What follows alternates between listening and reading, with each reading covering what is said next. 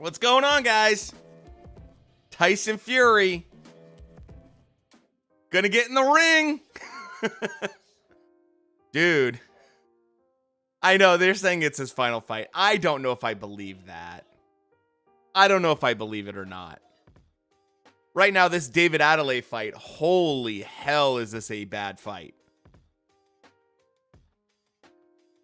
It's disgraceful that David Adelaide's fighting this guy. He can do so much better than that. He can do so much better than that. I like David Adelaide, by the way. I think he's an interesting fighter. The most insulting thing I've ever seen in my life was on Twitter and people saying that Tommy Fury has shades of Triple G. Shades of Triple G. I'll show you the tweets even, because I couldn't believe that people were saying this.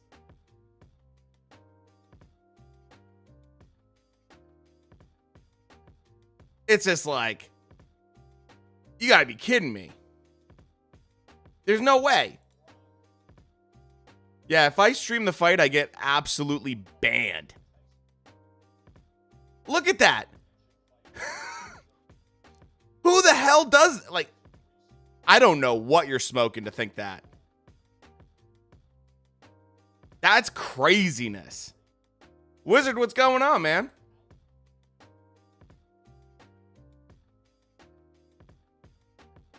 Like, just nuts. Thanks, man. I appreciate it. I don't understand how someone can say that about Tommy Fury. Now, did Tommy Fury look terrible? Like, absolutely the worst thing ever? No, he didn't look great, though. He was fighting a easy pushover. This should have been a simple fight for him. A no problem, get that knockout kind of thing. And he didn't. It kind of makes me concerned for him long term in terms of power wise. He landed some good shots. He took a couple good shots. But it was just one of those things like, dude, you can't get this guy out of here? Yeah, Tommy Fury was the very first fight of the evening. Like, I couldn't believe my eyes that Tommy couldn't get him out of there. He hurt him. He hurt him pretty good and everything like that. And it was like, it wasn't like I said, it wasn't the worst thing I've ever seen in my life. But I'm not impressed. Like, if that's what Tommy's got, if Tommy's gonna go 6 rounds with guys that have no business being in the ring with him, he's gonna have some problems, man. He's gonna have some problems, you know? The actual fight's probably gonna start in about 2 hours or so, to give you an idea. The ring does look a little bit small, doesn't it? The Love Island stuff. I mean, that's true. He's probably not focused enough on boxing. You know, Dan Rayfield and people were saying that, you know, Tommy could get beat by Jake Paul. That was a very strong consensus on Twitter.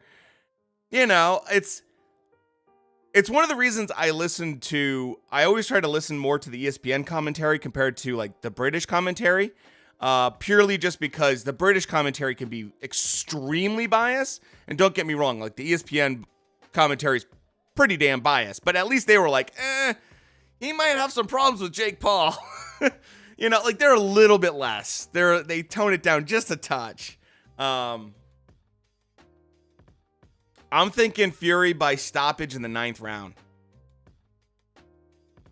That's my guess. Weight-wise, Fury came in a little bit lighter. I believe he came in at 263. A little bit lighter, which I kind of like.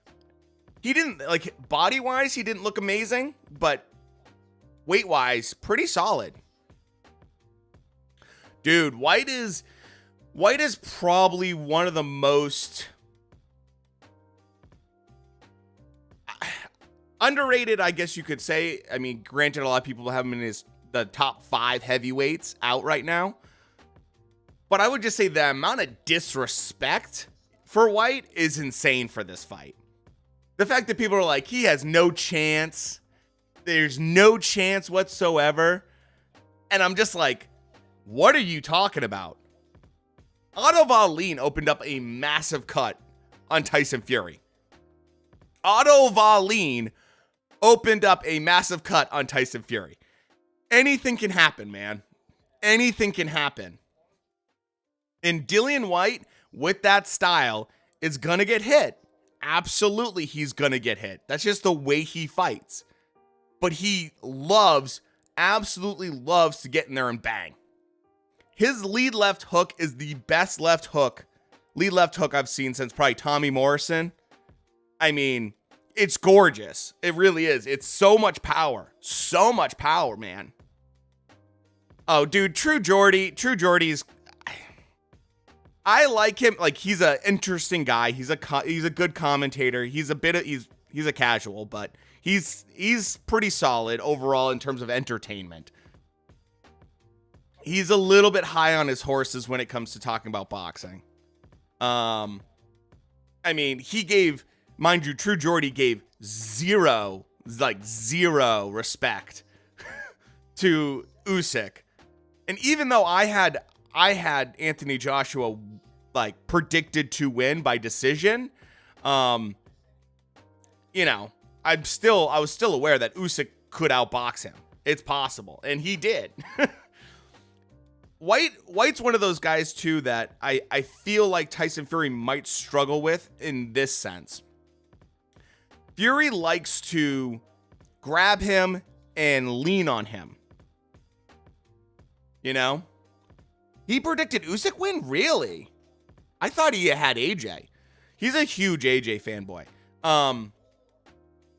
So Fury likes to grab guys, get in the clinch, and kind of lean on him like we saw with Deontay Wilder. We saw that a lot. To the point where he literally lost the point for doing it against Wilder in the second fight, I believe.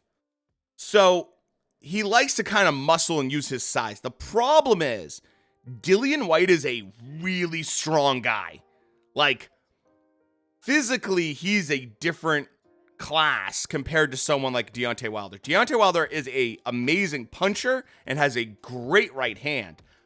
But, I mean, Dillian White overall physically is a much more sturdy individual. You can't muscle around Dillian White in the ring. You're not going to be able to move him around and manipulate him very easily. It's just not going to happen, man. Dude, that was an amazing fight. That Usyk fight had my jaw on the floor. The amount of just skill on hand from Usyk was phenomenal. I mean, it was so impressive that I just couldn't believe what I was watching. It's one thing if there's an upset. There's another thing when you see someone display that level of skill and just do it against someone at the level of AJ. To give AJ credit, I mean, AJ's not an easy fight anytime. I love White's one of my, if White fights, I have to watch it. Because that brawler style is so fun. Favorite fight of 2021? It's up there. It's up there, man. Like, White can get a little bit reckless. He can get a little bit reckless with the brawling. But that's only because White really trusts his chin, man. Like, he trusts his chin. He gets hurt, and he just is like, that's okay. I'm going to be able to come back because all I got to do is land one punch. It's so fun. He is must-see TV. Absolutely. So,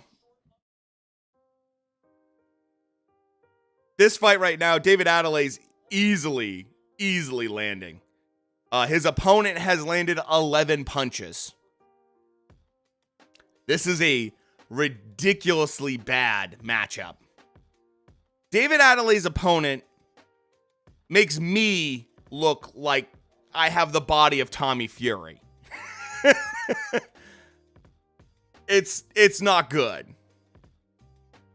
I would love to see Tyson Fury to go through some adversity in this fight. I would absolutely love to see Tyson Fury have to like grind it out and win. Especially if it is his last fight. Oh, David Adelaide landing some big shots. It's all over. It's all over. David Adelaide stoppage in the 4th round. If it is the final fight of Tyson Fury, if that's what it is, if that's what it's going to be, I want to see him grind it out. I don't know why he would quit, because he's like one fight away. He's literally like one fight away from undisputed, but you know, whatever floats his boat, man. You know, we have undercards going right now, Hunter. So right now we just had Tommy Fury fight and we had David Adelaide fight. So, you know, David Adelaide with a nice stoppage here in the 4th round. You know, Excel, what's going on, dude? So I'm using VIP Rose actually been the most stable. I was using Best Solaris and I was using Crackstream, but they both kept on pausing. It kept on pausing to the point where it was just super annoying. And it was like, I was putting it in Discord for people to watch. And I'd like walk away for 2 seconds. And as soon as I would walk away, it was like, all of a sudden it'd stop. And I'm like, God, these people must hate me right now.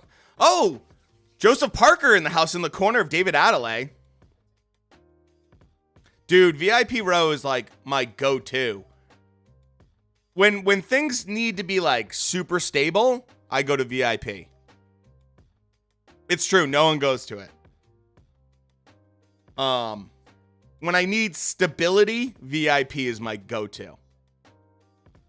I do have a Discord, and we have links there and everything like that. And if you become verified, you can watch everything.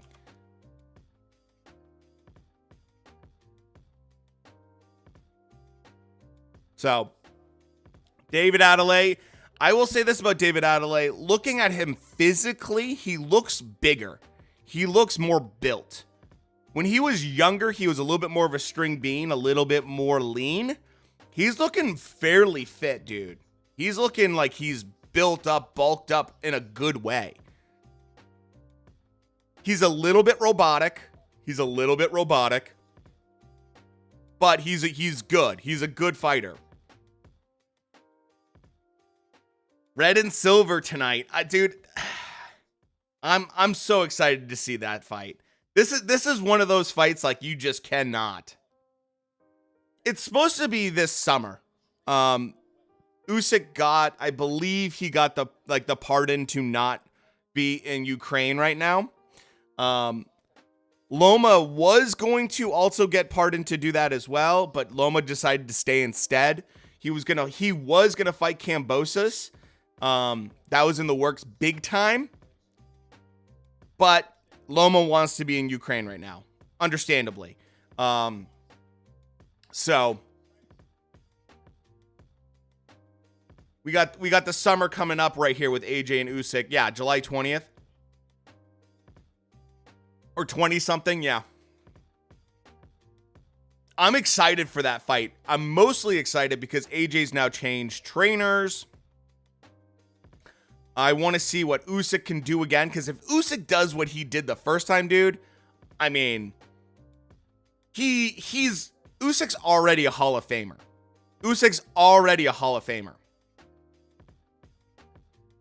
But if he wins against AJ again and he makes it look easy, I mean, you're talking unbelievable, dude.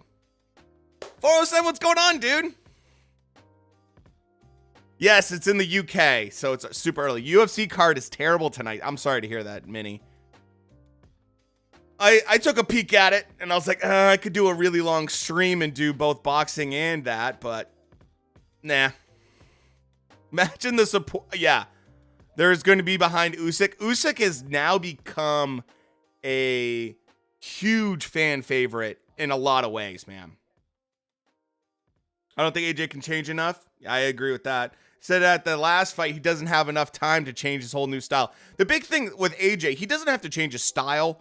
I think I see some people saying some things that I just do not agree with whatsoever with AJ and what he should do going forward. A lot of people were saying things like, he needs to be aggressive, man. He needs to be aggressive and he needs to just steamroll him. And I'm like, you're so wrong on so many levels, dude. I'm the GOAT. Thanks, man. Like, you're so wrong on so many levels because AJ was getting tired and Usyk has the stamina, which is gonna be so hard to deal with. What AJ needs to do, and where he had some success, I did a whole video on this, by the way, on my YouTube. One of the best things I've seen, dude. Well, Robinson Dale, what's going on, man? I think I saw some real reaction from Usyk when AJ went to the body, man. AJ went to the body, and it looked really good. And now let's put this together a little bit, right? How do you deal with someone that has the head movement and the general movement of Usyk, right? How do you slow a guy like that down? Body work. It's just like, it's the answer. And the only way I see AJ being able to improve from this fight, from last fight to this fight. It's the only way I see AJ improving is body work, body work, body work. Because if he doesn't, and he tries to go in there and implement similar strategies, he's going to get fucking crushed by Usyk. Usyk's just a better boxer, man. He's just a better boxer all the way around.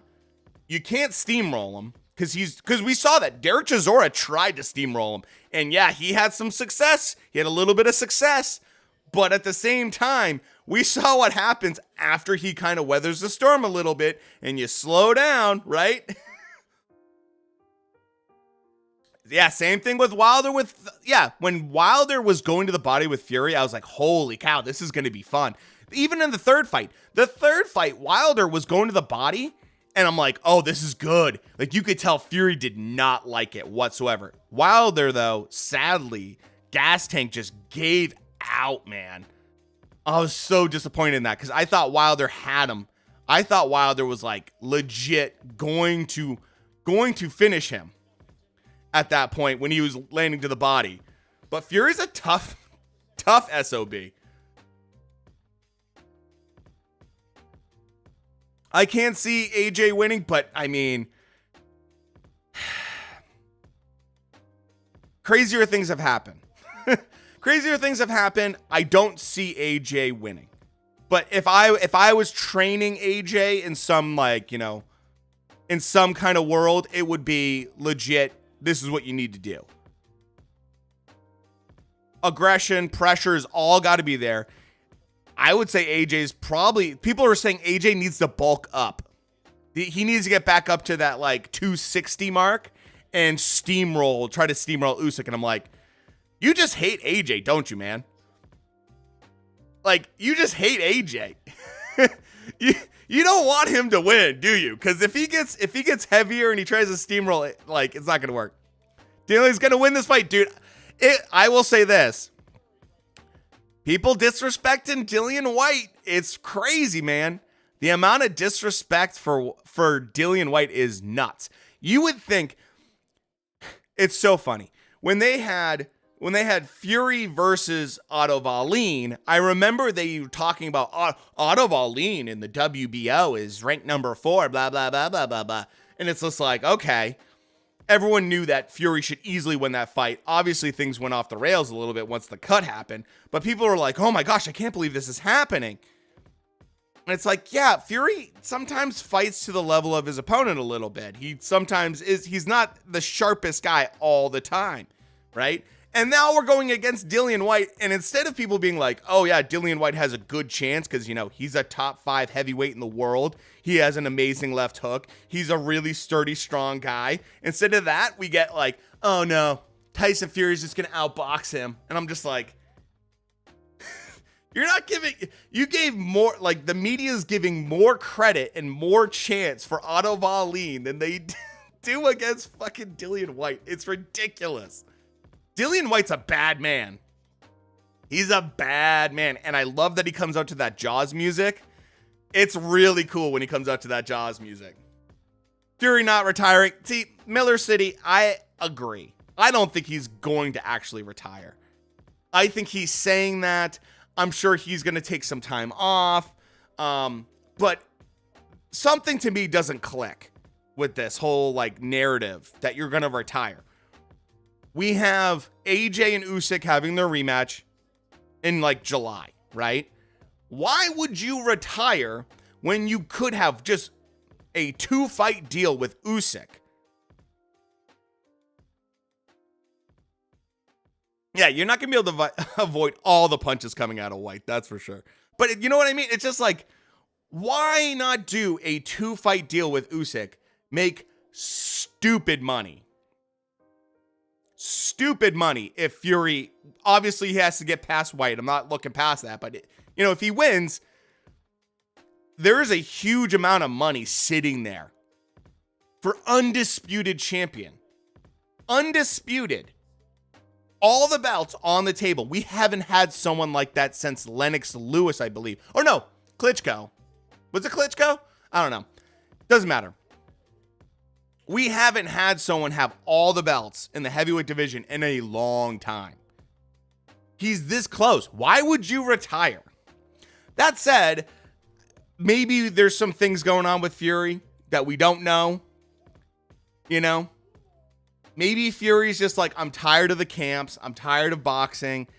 His heart's not in it. And he just wants to win this fight at home, at Wembley, at like 90,000 to 100,000 people, and just kind of go out with a bang and then just be done. Maybe that's what he wants. I don't know, man. I don't know. To me, it doesn't make sense, but I'm also not living the life of Tyson Fury with, you got to go into these camps every 6 months. That's hard.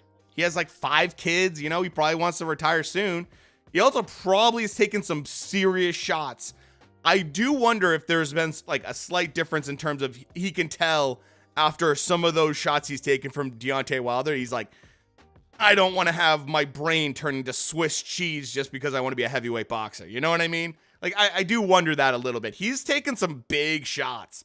Big shots. Even as slick as he is, Oh, absolutely, Miller City. Yeah, absolutely agree, dude. Whether it's AJ or Usyk.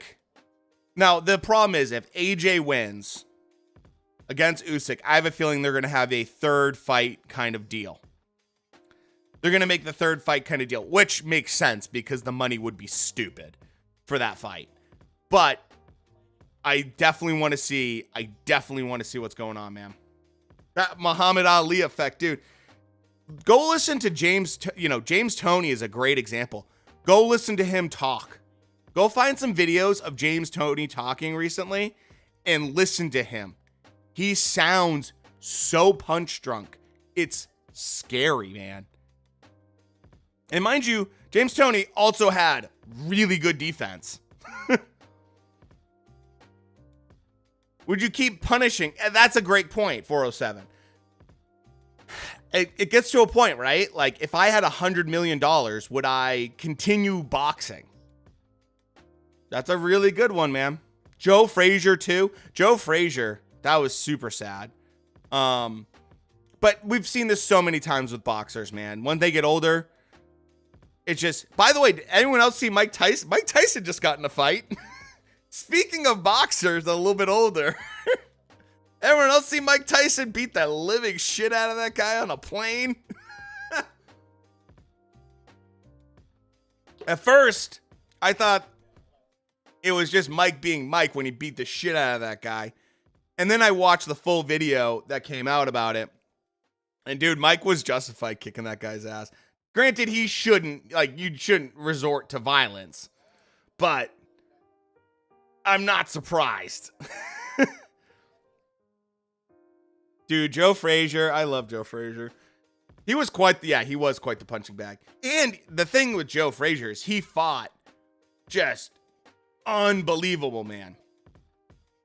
Unbelievable fighter. I mean, you fought Muhammad Ali. He got steamrolled by Foreman, but he still fought Foreman, man. A prime fucking George Foreman. Unreal. Tyson got the guy on the plane, dude. It was crazy. And the thing is, I was explaining this to my coworkers who like don't really know a lot about boxing, and they all ask me about it, of course, because they know I have like a YouTube channel and everything. They're like, dude, you see that? Like my phone started blowing up from friends being like, did you see Mike Tyson beat the shit out of the guy on the plane? And I actually said, this is my general take. This guy's lucky, actually. He's lucky that Mike started punching him in the face the way he did. Instead of them, if they were both standing upright on the plane, Mike probably would have hurt him even worse. Because Mike Tyson, if you know his style of boxing, uses his legs big time. He dips down a lot. He uses that legs to kind of like generate way more power. His legs and his core muscles a lot to generate a crazy amount of power. So because of the way he was on top of the guy, actually he didn't get to utilize his entire full power range. And I'm like, that's probably a good thing. Because if he could, he probably would have destroyed this guy.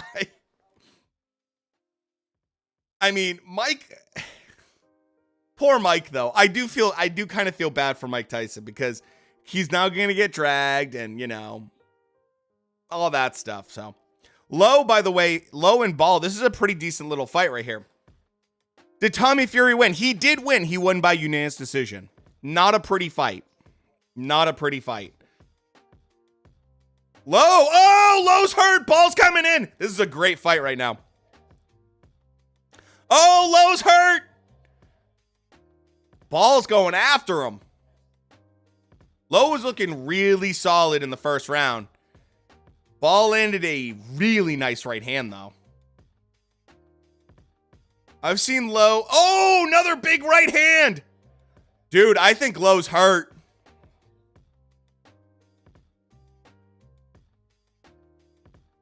Ball landing some significant shots right now. Low, I know, trains with Tyson Fury. That's why Tyson Fury was like at his kind of like walk-in and everything. Imagine a punch to the liver, then you get hit Mike Tyson with the, dude, the uppercut. Classic Mike Tyson uppercut. That he kind of, modeled off of Jack Dempsey. Yeah. Yeah. No, thank you. No, thank you. Good fight. Good fight right now. Tyson will win KO. I'm thinking stoppage in the 9th round from Tyson Fury. I think, especially for Dillian White, if Dillian White's going to have success, it's going to be early, man. It's got to be early. It's got to be like in the first 5 rounds, he's got to try to go after him. Because after that, we know Dillian White fades pretty hard. And Tyson Fury, even though Tyson Fury is not a body beautiful, his gas tank's really good. Imagine if Mike just bent over and ate his ear. Dude. Low just went down. Dude, this is a great fight. This has been the best fight on the undercard so far. These guys are just brawling. Oh, huge uppercut. Ball's landing massive shots right now on Low. This is, oh my God. This is such a good fight. Holy cow.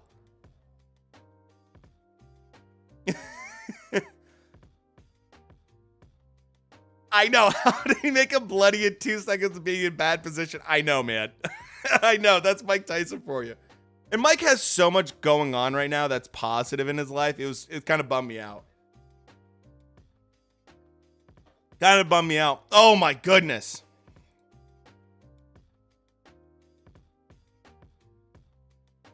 How many? I believe we have the co-main next.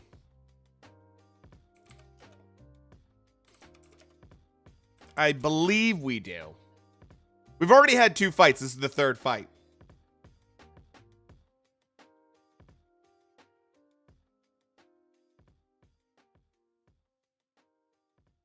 Dude, Isaac Lowe, man. This is a fun fight. Yeah, we already had Tommy Fury, we had David Adelaide, we have Isaac Lowe right now. Then we have one more fight. And then we have Fury. Tug, what's going on?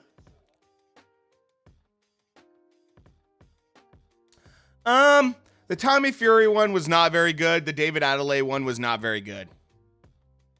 Both of them were extremely lopsided fights. Like, extremely lopsided fights. Like, it just, you know. I know this early. I know it's a weird feeling. It's weird streaming at like 2 o'clock in the afternoon. Looking at David. Yeah, they're fighting at Wembley Stadium. Like 93,000 people.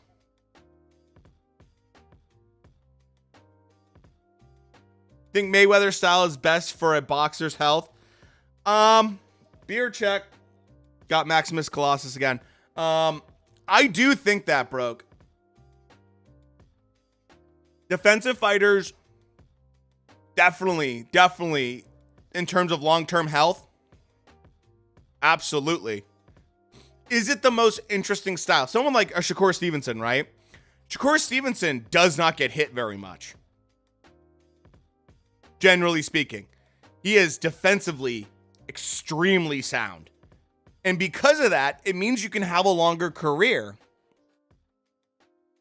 What do I think about Tommy versus Jake Paul? After this last fight from Tommy, I think it's a pretty 50-50 fight. Honestly, it's a pretty 50-50 fight. Now, granted, I haven't seen Jake Paul, you know. Am I streaming the fight? No, I'm doing commentary. We have a Discord, though, that's down in the description. You can go there and there's links for you. I think that I'd have to see what Jake Paul's up to. I mean, if he's like staying in shape and everything, like sharpening his tools, it's kind of a 50-50 fight. If he's not, then, you know, Tommy probably will do better, but honestly, I was not impressed with Tommy Fury at all today. I was actually disappointed in Tommy Fury. And that's just kind of been the general vibe I've gotten from Tommy, is that like he's not focused on boxing. He's an okay fighter, but he's never going to be a great fighter. People comparing him to Triple G is disgusting. To even utter the same name of Triple G and Tommy Fury is just ridiculous.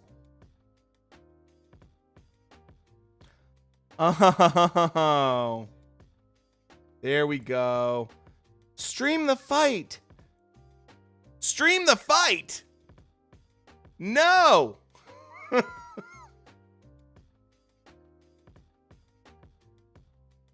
There we go.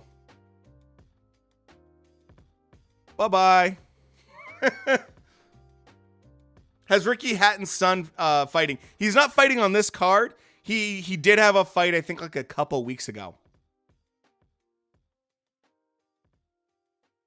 He didn't look good. Yeah, I mean, this is like typical par for the course right now. Luckily, it hasn't been too bad tonight. Although on Discord, people have been like, hey, let me in. And I'm like, no, read the rules. So, yeah, you got to be a special person.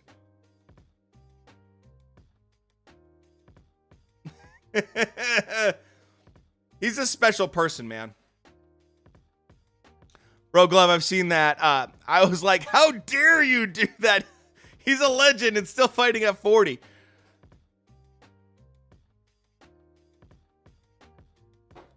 You know? It's like Triple G is a special fighter. And people want to say things along the lines of, oh, like, this is one thing I've noticed a lot with UK commentary. They like to compare fighters to other, like, legendary fighters. They do it all the time. They do it a little bit too much. But I saw this, and this is not a meme. This is someone's actual take on Twitter.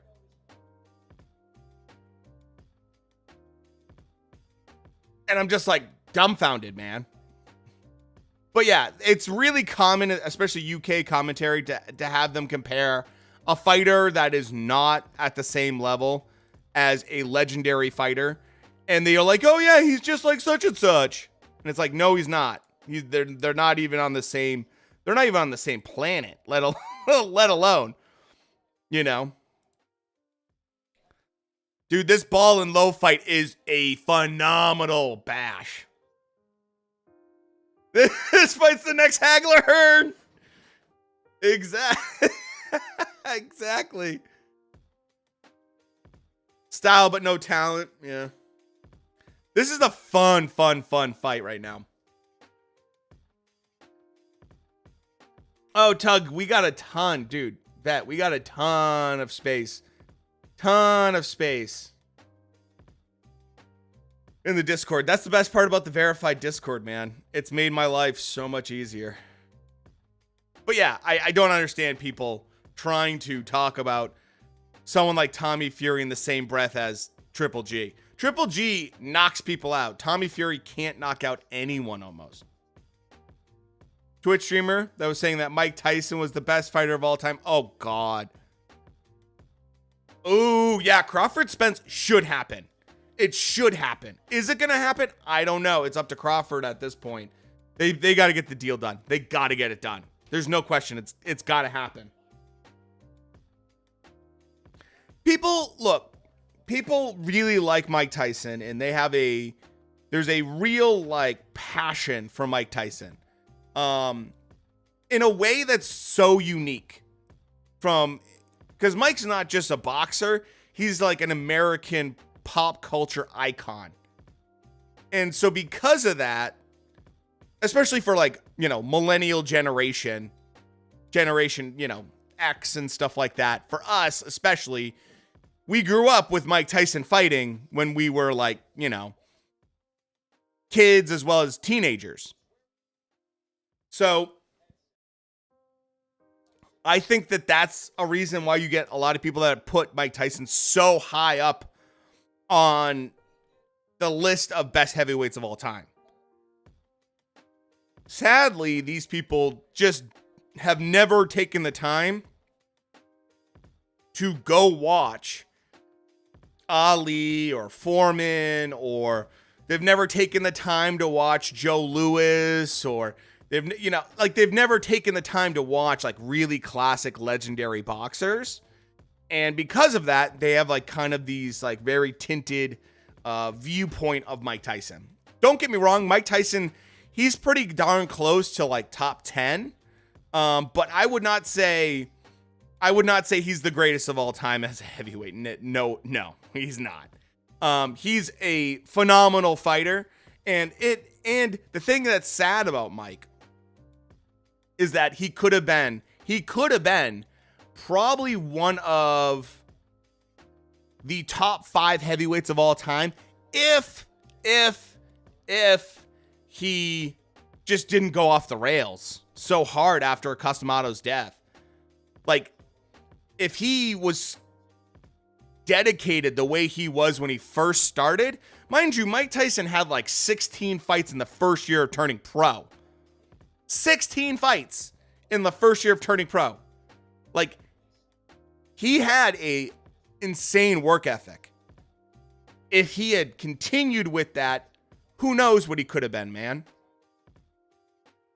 Who knows what he could have been. So, Tyson's phenomenal. He's not the greatest, but I love Mike. Yeah, it's hard not, man. If you don't love Mike Tyson, there's something wrong with you. They simply are watching highlights. Yeah, Tyson is he's a highlight reel phenomenon. Absolutely, no question. When is the fight we have right now? We have the next fight's going to be co-main and then main event. So, Tyson was extremely entertaining on all fronts, whether it be press conferences, post fights, the fight itself, you know. In the words of Cus D'Amato, right? You know, he used to always talk about the fact that, you know, power and strength hurts, but speed kills. And my favorite thing to watch is watching No, we're just talking about it. But we have a Discord that has everything there. We have links there and everything like that. So people can enjoy it through that. Because otherwise I get immediately banned. So Tyson's speed, my favorite like highlight of Mike Tyson, is where they have like those like pool noodles and they're like jabbing it at him, and you see Tyson bobbing and weaving across the ring in like 3 seconds.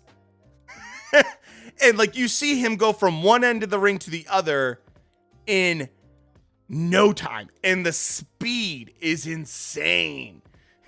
Like it's so crazy to watch the speed.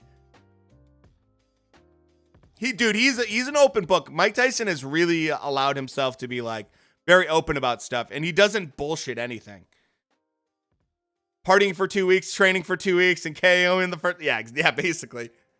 Imagine going out and getting, Japanese hookers and getting, and then getting an STD and then fighting Buster Douglas, getting hurt in the fight, and then still almost getting the knockout, and then eventually losing in like the 10th round, 9th or 10th round. I guess a prime Buster Douglas. AB was on Instagram Live and said he's fighting in June. Oh no. I like AB's gotten to the point now where it's just sad. Dude, his bob and weave was insane. Like, it is like a video game. Mike Tyson's like the equivalent of when you like make your own character in a game? Like that's Mike Tyson. When he was like 12 years old, he was 200 pounds. Like he's just a freak of nature, man. He's a total freak of nature. So I absolutely love Mike Tyson. I feel bad that he's in the situation he's in right now, but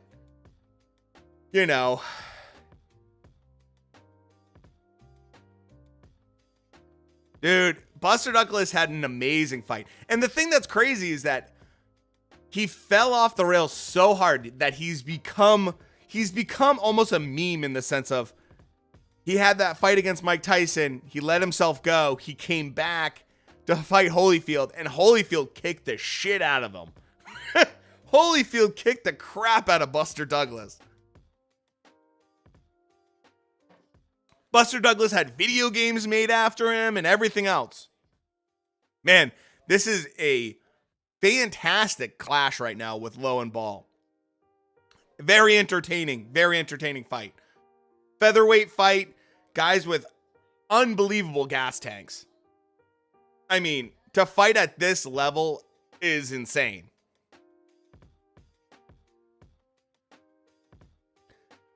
I mean, oh my God. Like Holyfield. Now, there's a couple thoughts on Holyfield versus Tyson, especially the second fight. Holyfield was leading with his head like a motherfucker in that fight. Holyfield was headbutting the shit out of Mike Tyson, to be fair. And that's part of the reason why Tyson bit his ear. But Holyfield did have a tendency to lead with his head. By the way, that's another example of a guy that used to go to war in the ring, and listening to him talk is just sad. I remember Holyfield went on like Joe Rogan, and it was just like, dude, this is bad. That's why when he got in the ring again, I was like, this is not a good idea. It's crazy because like you listen to Mike Tyson talk and you listen to Evander Holyfield talk, and oh boy. Now I get that Holyfield's from the South and everything, so he's got a little bit of that accent, but it's, Lowe's out on his feet. Stop the fight. It's all over. Dude, no, Minnie, he absolutely was roided out of his mind. What a great stoppage. That was a phenomenal fight. Not the prettiest fight, but a really fun scrap. Dude, Lowe's a tough dude. I'm so glad they stopped that fight, though. Lowe was literally in the corner with his back turned, You know, thank you for yelling.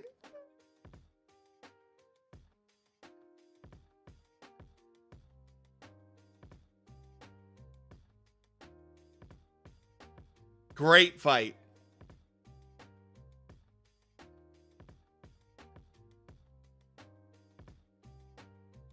Oh, 5 minutes behind you? Dude. Tug, just jump in the Discord. You can watch it. Ooh, Burchelt. I think he's pretty darn close, man. I don't know how much he's got left in him. That was brutal. And you could just tell he's done, man. The uppercut was unreal. That ref should have jumped in quicker, man. Yeah, he should have worn red trunks this fight. Dude, the blood was everywhere.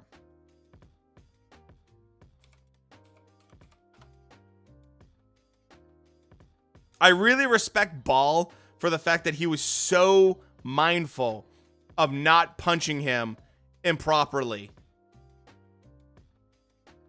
So Miguel Burchelt is 30 years old.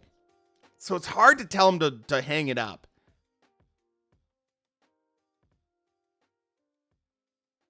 But, I mean,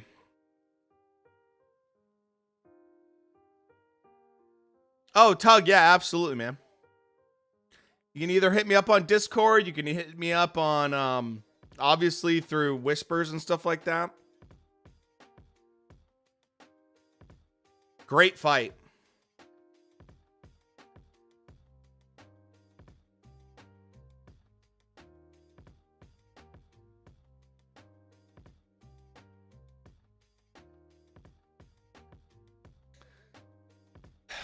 You know me, just living the life, doing some boxing here and there, and now I'm making money off TikTok. So I actually just posted a video today on TikTok, and I get just unbelievable, man. Jay, what's going on, dude? Dude, absolutely, conditioning absolutely pays a part. Like when guys get tired, when guys are really, really tired, you can noticeably tell.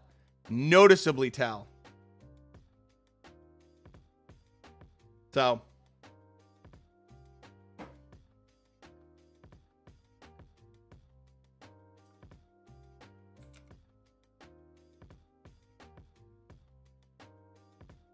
the more tired they are, I mean, the more likely they are to get knocked out.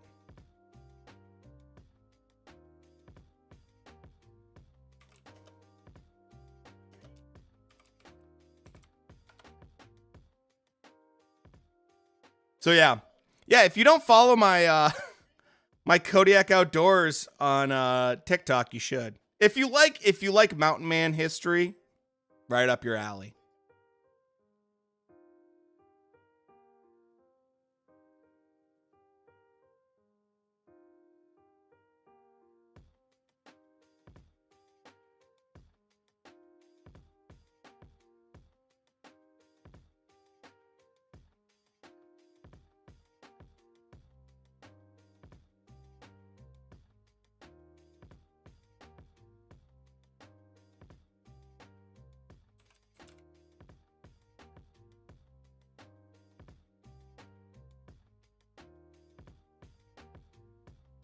Is so bad. I'm excited for the main event. Jay. Yeah, Tommy Fury's fight was garbage. David Atlay's fight was garbage. Lowe versus Ball was a fun fight.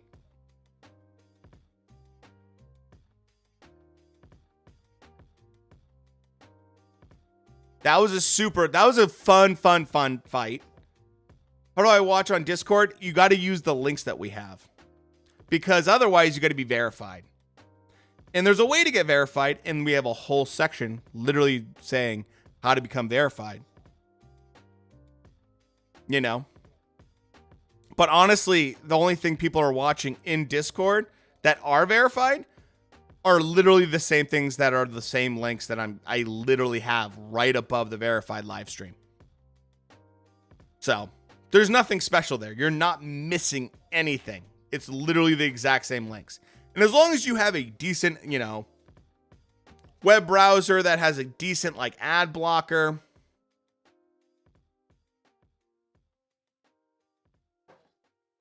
you're good. So what's everyone's prediction for this Fury fight, man? Is everyone just picking Fury? Is anyone picking Dillian White?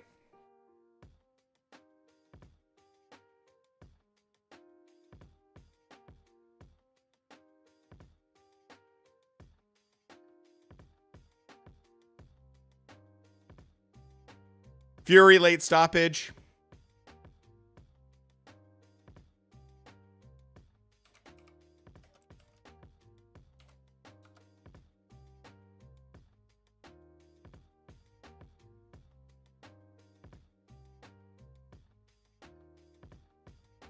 I will say, if Fury does like permanently retire, I'd be really bummed out.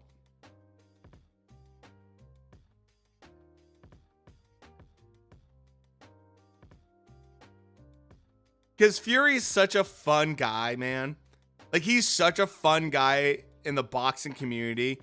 And he's a little bit ridiculous and everything, but it's super fun having a guy that is so absolutely like into boxing and telling a great story with mental health.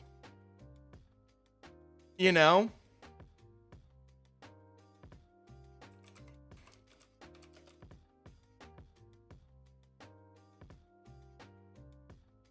There's almost nothing to like, Jay. My favorite comment, Jay. Someone said this on Twitter and I absolutely about died laughing. So, someone said, quote unquote, where is it? Where is it? There's this quote. Tommy Fury keeps, let's see. It was something like Tommy Fury having the nickname of TNT is insulting. Here it is. Tommy Fury having TNT as a nickname is insulting to Dynamite. And I'm just like, that is.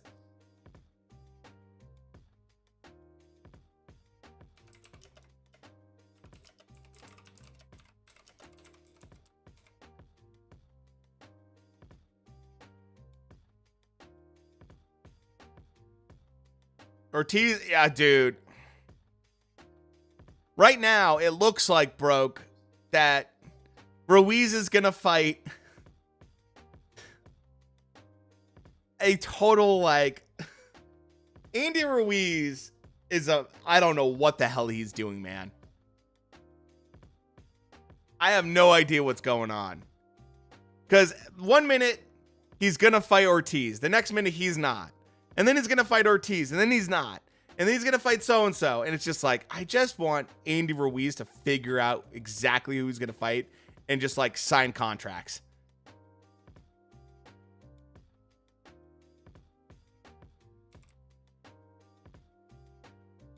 You know?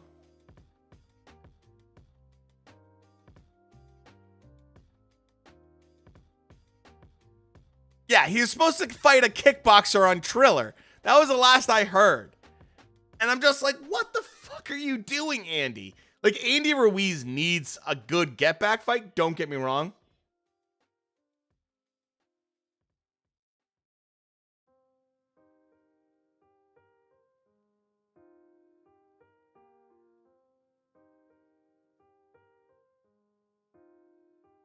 How do I watch? Go to our Discord that's down in the description. Then you have links.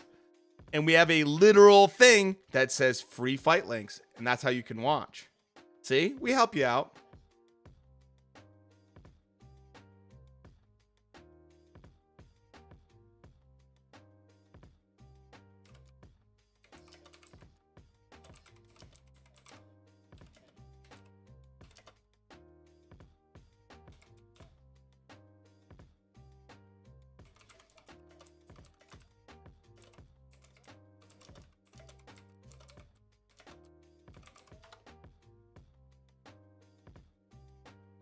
So,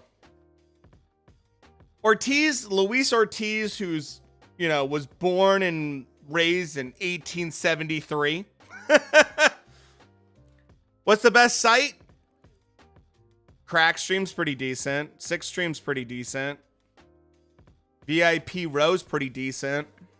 Any one of those. Dana, what's going on?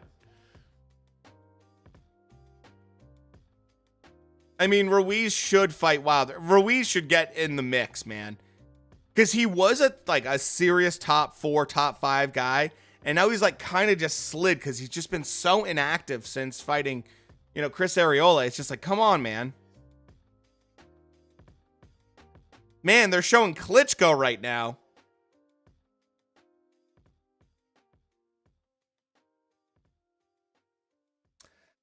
Klitschko's on a war path right now. Ruiz does get clipped easily. He does. He does get hit more than he should.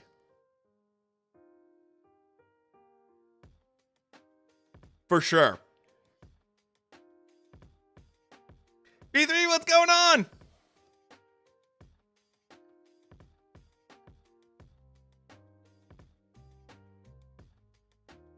Little Ukrainian, you know, signaling right there. Okay. I'm okay with that. I'm more here for boxing than that, but that's okay. Don't really care.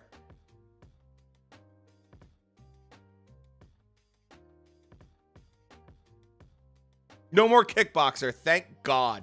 Dude, look, Luis Ortiz, like I said, was born in 1878. And even though he's a billion years old, he's still a big, rugged dude. And the thing is, I much rather watch Ruiz fight Ortiz, who's a, like, over-the-hill, 43-year-old boxer, whatever. He's 43. You know, I rather that, because at least with Ortiz, the thing that he brings to the table is a skilled Cuban boxer with a decent amount of tools that he can pull out during a fight. He fights for his children, that's for sure. Damn right. Absolutely. Luis Ortiz, even at the current age he's at, man, you know, like I just wish kick it up a notch in his career a little bit, but regardless, it's way better that he's at least doing that.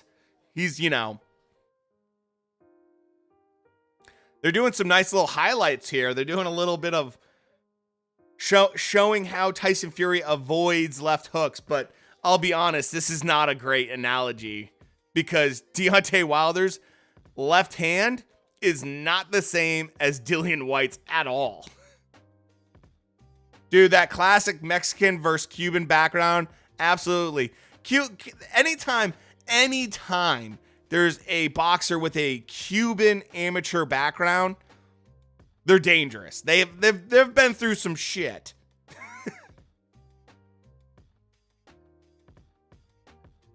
Going crazy that fight. The Wilder Fury 3 fight was awesome. That was a wild fight. Super fun.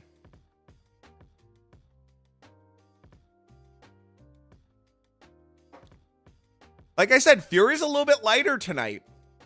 He's a little bit lighter. It's like 263. I'm kind of interested to see how that's going to play out. White came in, I think, at like 252 or something like that. So, very, very curious how this is going to play out.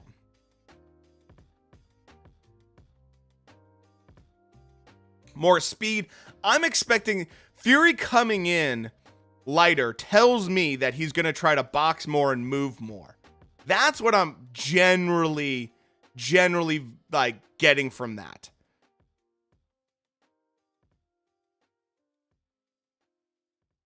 So,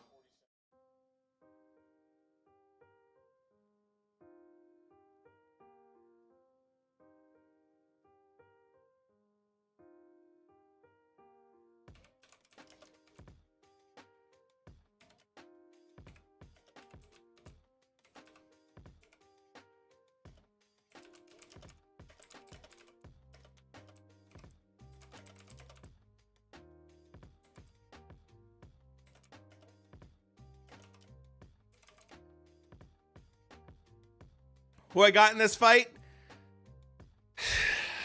Let's see. I don't know if I know either one of these guys all that well.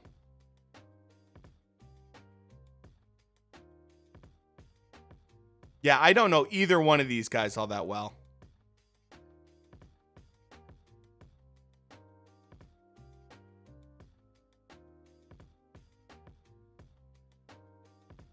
I don't know him well enough to be able to give a accurate kind of depiction of what I think is going to happen. But based on what's been going on,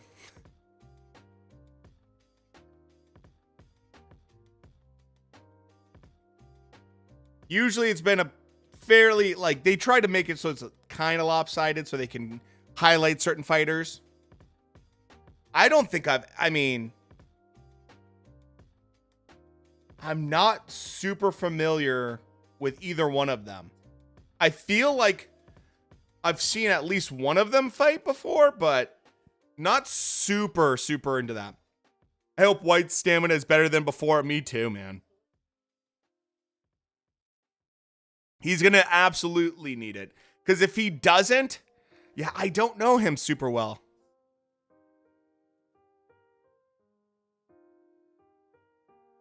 Hmm. 16-0, and I've never seen him.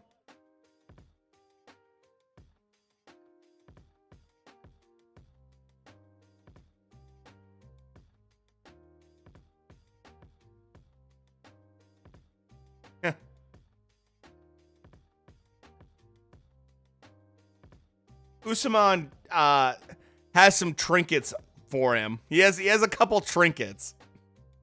I think it's cute when they build guys up that have a few trinkets. But yeah, no, I hope White has some stamina. I hope that he puts on a good fight. I hope it's entertaining, because if this is Tyson Fury's last fight, let's at least see some hardship and, you know, having to adapt and show some serious skill and everything like that. What's crazy to me is the way people talk about Tyson Fury a little bit. I've seen multiple people say that Tyson Fury is one of the best heavyweights of all time. And I don't get the take, personally. I don't understand it. I don't see it. I think he's a really solid fighter. He's, you know, very skilled. But his resume is just... it's not great. It's not great.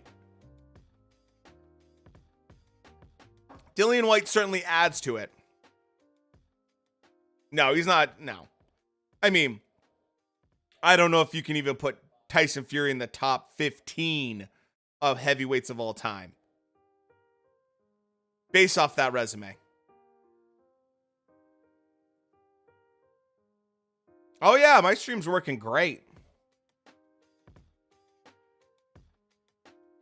So that's the thing with Fury. It's like, I don't get me wrong. I like Tyson Fury a lot.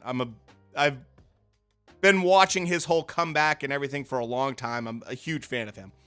But people get a little bit too excited. Yeah, dude, Josh Taylor, he does have a little bit of that look of Josh Taylor, doesn't he? He's like a tatted up Josh Taylor a little bit, right?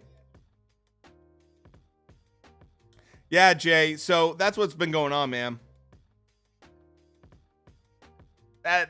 This is Tyson Fury's quote unquote last fight. G-Fig, what's going on? So we're watching the co-main right now. Main event will be after this. It's the first round of that. So, Garterman, thank you so much for the follow. Appreciate it. So probably within the next hour, we'll have the main event. At the very latest. Probably an hour. They'll probably stretch it out. Even if this were to end in the second round, they would probably milk it for about 30 minutes. If everybody's top 5, no one is. I just think that Fury's resume is a little too thin to be saying that he's, you know, a top 10 guy all-time heavyweight. It's just not there, man. 50-minute promo. Yellow Shorts looks like he has no legs. Yeah, no, he looks... One thing with Yellow Shorts here is he's standing very upright. And he's not really bending his legs enough. And he's doing okay, but he's really, really, like, showing what he's going to throw pretty early.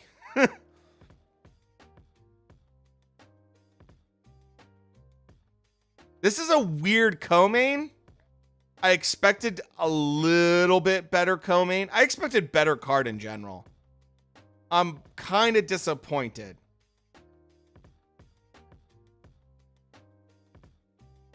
I mean, if you're bringing in 90,000 Brits, you think that they would have a little bit better card.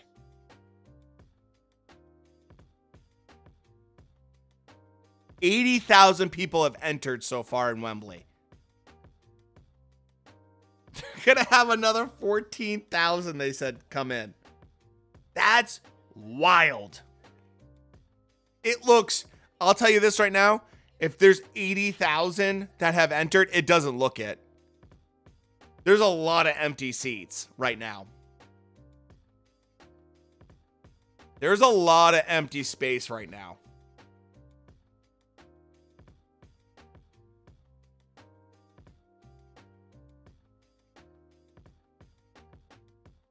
What it smells like in that arena?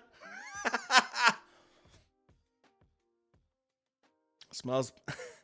Probably, I'm going to guess it's going to smell like beer. A lot of beer. Because those Brits love to have a drink or two while they watch a fight.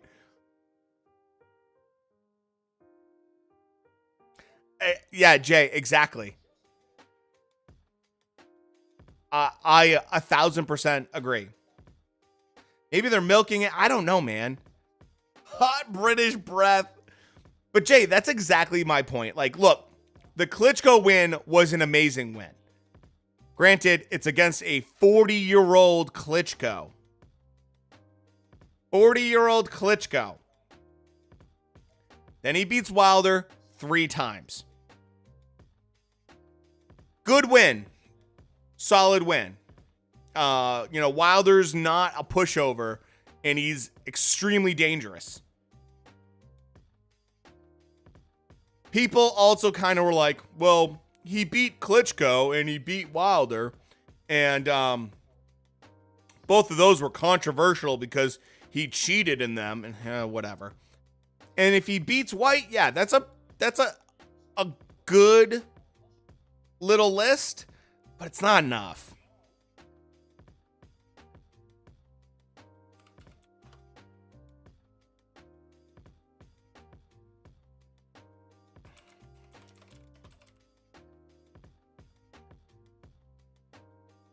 So, like I said, if you want to talk about Tyson Fury in terms of being like a generational great, or you want to talk about him in terms of skill and what he would do in terms of other things, that's fine.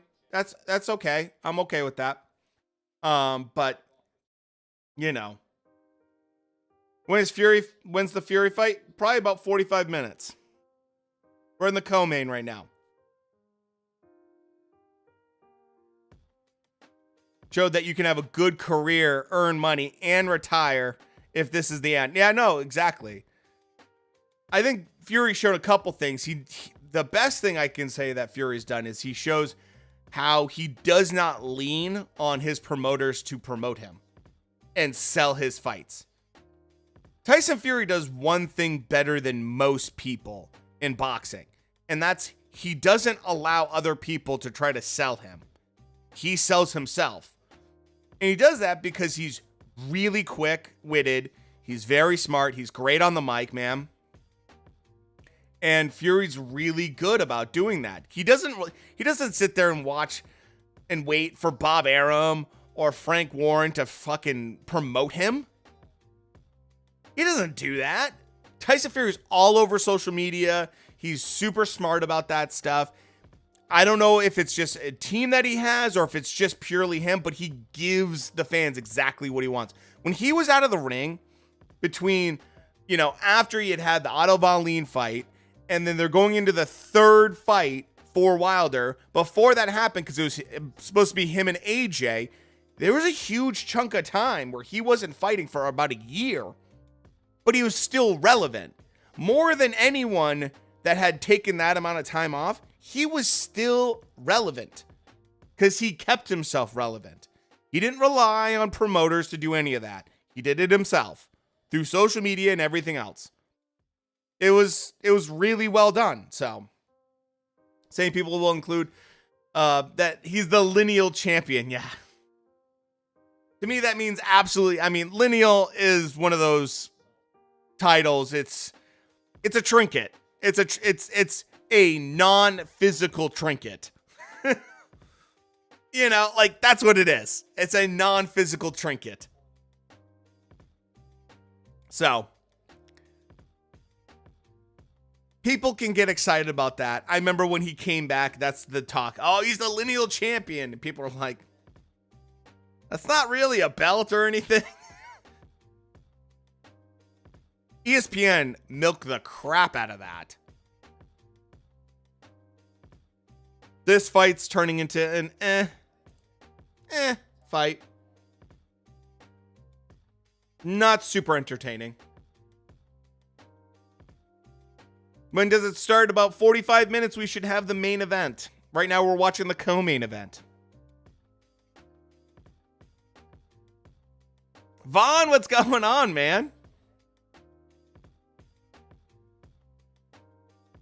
Vaughn, I know you see this fight going basically the exact same way. No, Fly, we don't show it. We just have it. We have Discord for everything.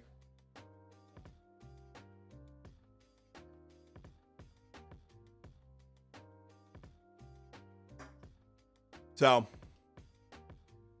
would Klitschko come out of retirement if the war in Ukraine would not happen? No.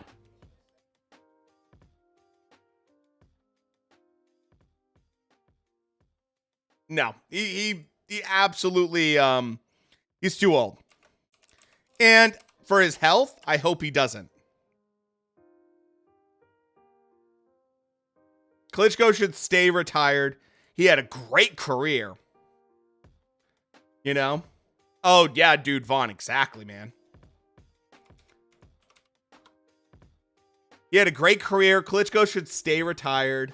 He did a good job with his career. He managed it well. No need. I see that you're on Trovo. Give me 1 second.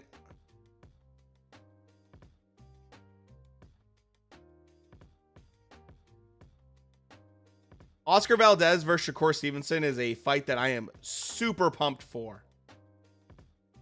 I got you, dude. Don't worry. I got you. How does this affect Butterbean's legacy? It doesn't, because Butterbean's still undisputed.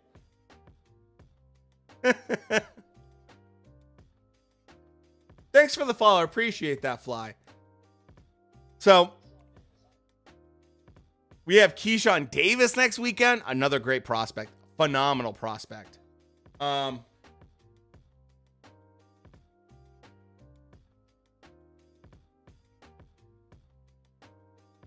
Dude, I cannot wait. Shakur Stevenson is so good. What streams are working right now? 6 stream. Best Solaris is working. VIP Row. VIP Row I'm using right now is incredibly stable. That helps you out. So,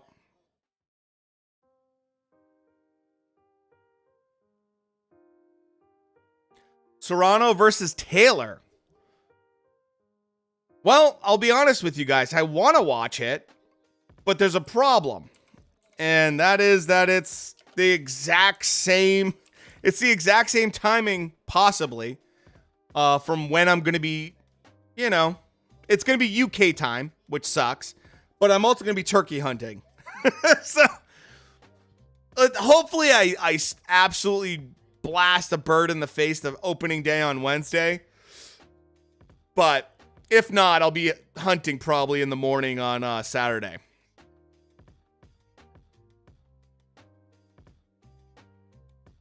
I think that Klitschko, if he came out of retirement, the thing with Klitschko is that he's so yeah, the verified members is locked, but we have the free links right above, which is what we use. So Klitschko has done an amazing job keeping himself very, very fit.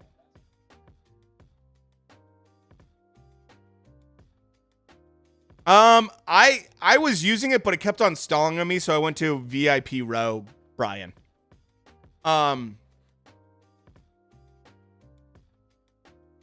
VIP row worked much better. It's like so much more stable. But Klitschko kept himself in amazing shape. Like really, really good shape. But it's in New York, you're right. Why did I think it was in the UK? So if it's going to be the same time as the Stevenson fight, that's a tough one. That's right. Because if the timing's similar, they're going to have to offset that. You know? Sushi, boxing, beer. Love that. That's a great combo.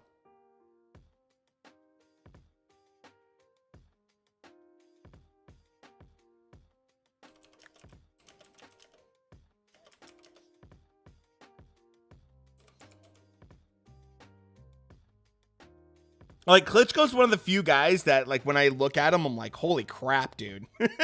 Like, it doesn't look like he took any time off.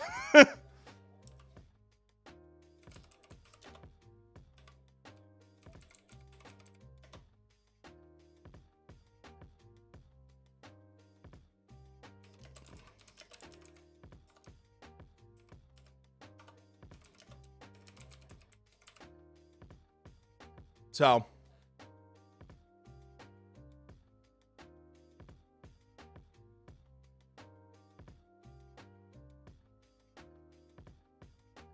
this fight, this has a co-main, man. It's Dragon. Not the best fight. This whole card has been kind of a letdown.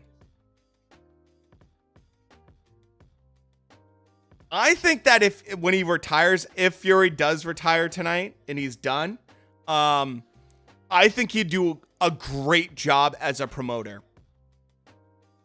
Honestly, if I'm someone like Bob Arum or Frank Warren or anything like that, I would hire Tyson Fury in a fucking second. Absolute second. He is so good on the mic. You absolutely have to hire him if you want, if he does want to go that route. Because you'd be stupid not to. He talks well. He's so good about reading the room.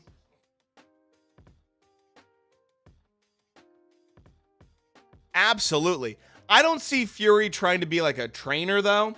I know that's kind of like the natural progression for a lot of boxers. They want to be a trainer. I don't see that for Fury. He just doesn't strike me as a guy that like wants to live in the gym. So that's my take. Promotion would be perfect for him. I don't think he'd start his own promotion. I bet he would like kind of come in and help out. So, all right, I'll be right back real quick.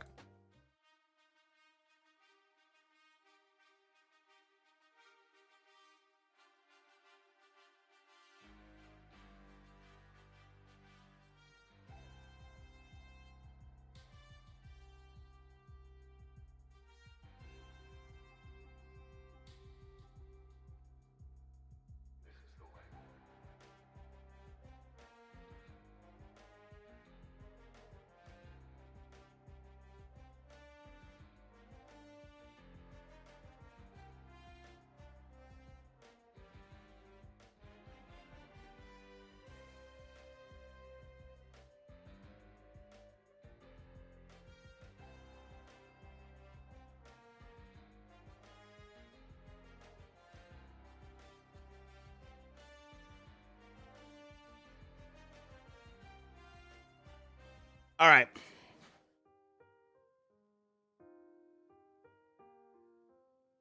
I'm a little annoyed, man.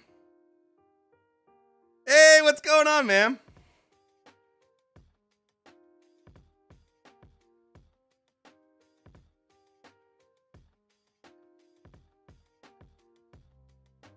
Dude, a good scrap.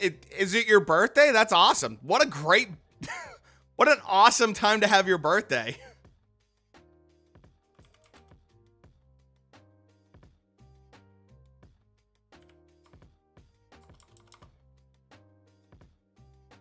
Super good fight for having on your birthday. Like, doesn't get much better than that. Nailed the date. That's awesome. By the way, if you guys are interested at all, there's my TikTok account that I do like crazy wild stories from the frontier and mountain men and all that stuff.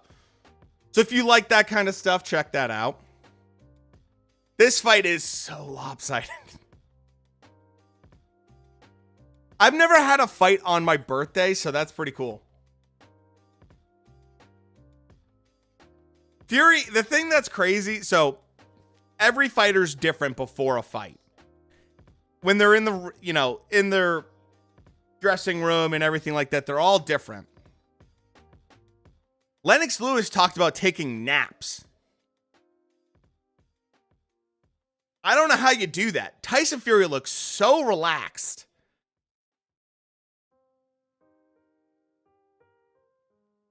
To me, I would be a nervous wreck.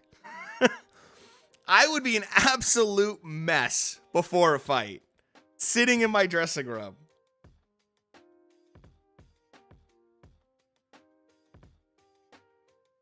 Like, Fury looks like he's about to go walk his dog or something like that. Like, he just looks so relaxed.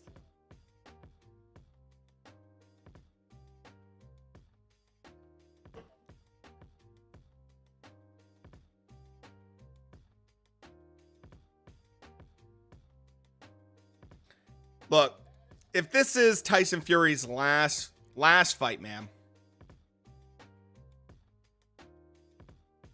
he looks so depressed. Really? I don't see depression. I see focus and kind of just like relaxed, hanging out. That's me though. Which side am I using? I'm using VIP Rose, working very well. So we are not streaming the fight, as I would get banned immediately. But we have a Discord which has links in it for you. How do you think Rolly versus Tank will play out? Honestly, I think that fight's going to go this way. I think that Rolly's going to go in, give a couple of those punches that he has and grunts that he does. And I eventually think Tank is going to land something massive within probably about 4 or 5 rounds. And you're going to see Rolly's legs do a little funny dance. And then Tank's going to take him out. Or, Rolly's going to win in 45 seconds.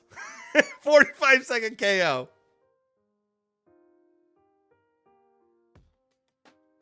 Rolly is a funny dude, man.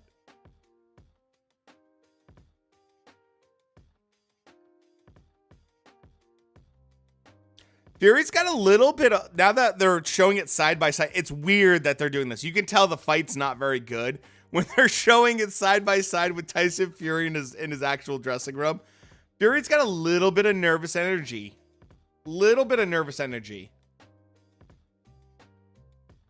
Oh, dude, Rolly's gonna get smashed. We joke about Rolly beating Tank. He's not gonna beat Tank. He's gonna absolutely get crushed. I know they showed White like super briefly, Aiden, go to the like right below. We have a Discord with links in it for you. So we got you covered. That's Devin's biological father. When's the ring? Probably in about 45 minutes or so. It's the 6th round of the co-main right now. So I'm imagining this is probably going to go the distance. And so that's going to be probably another 20 minutes. And then they're probably going to drag it out probably another 10 minutes.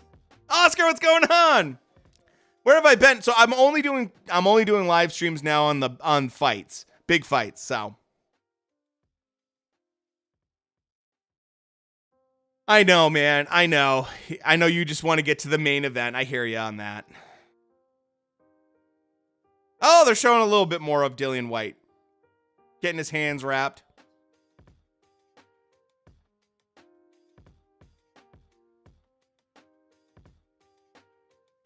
Dude, Rolly is not a good boxer. Rolly has a lot of holes in his game. Isaac Cruz is no joke, man. He's hungry as fuck. When he gets in the ring, he's a hungry dude. He's not always pretty, but he's super, super hungry.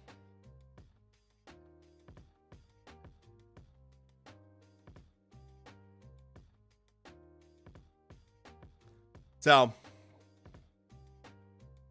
upset? Dillian White upsetting Tyson Fury?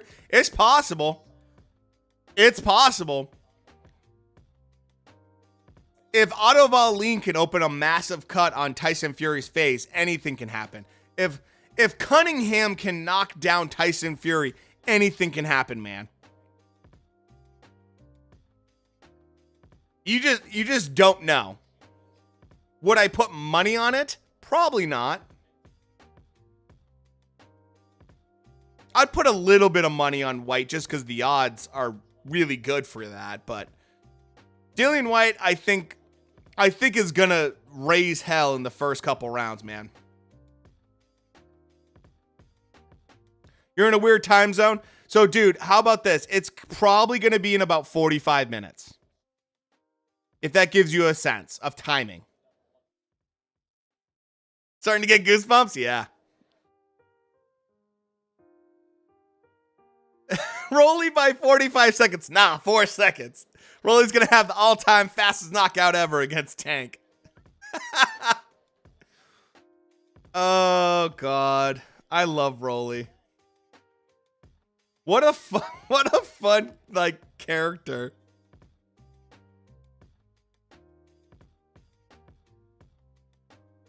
This fight is just so not good. I gotta say, I knew this card was gonna be bad. This undercard I knew was not gonna be super fun, but at least we got one good fight out of it. I know, it's very weird to me that this could be Fury's last fight.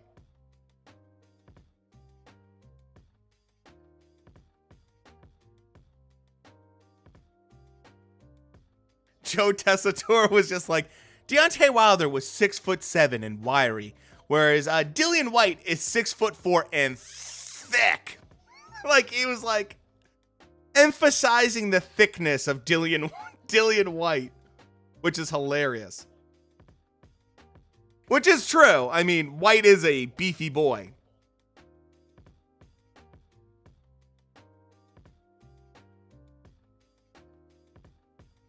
Yeah, it's not that it's the worst fight ever, Shrek. It's just not a great fight. It's just not a great fight. That's what I could say.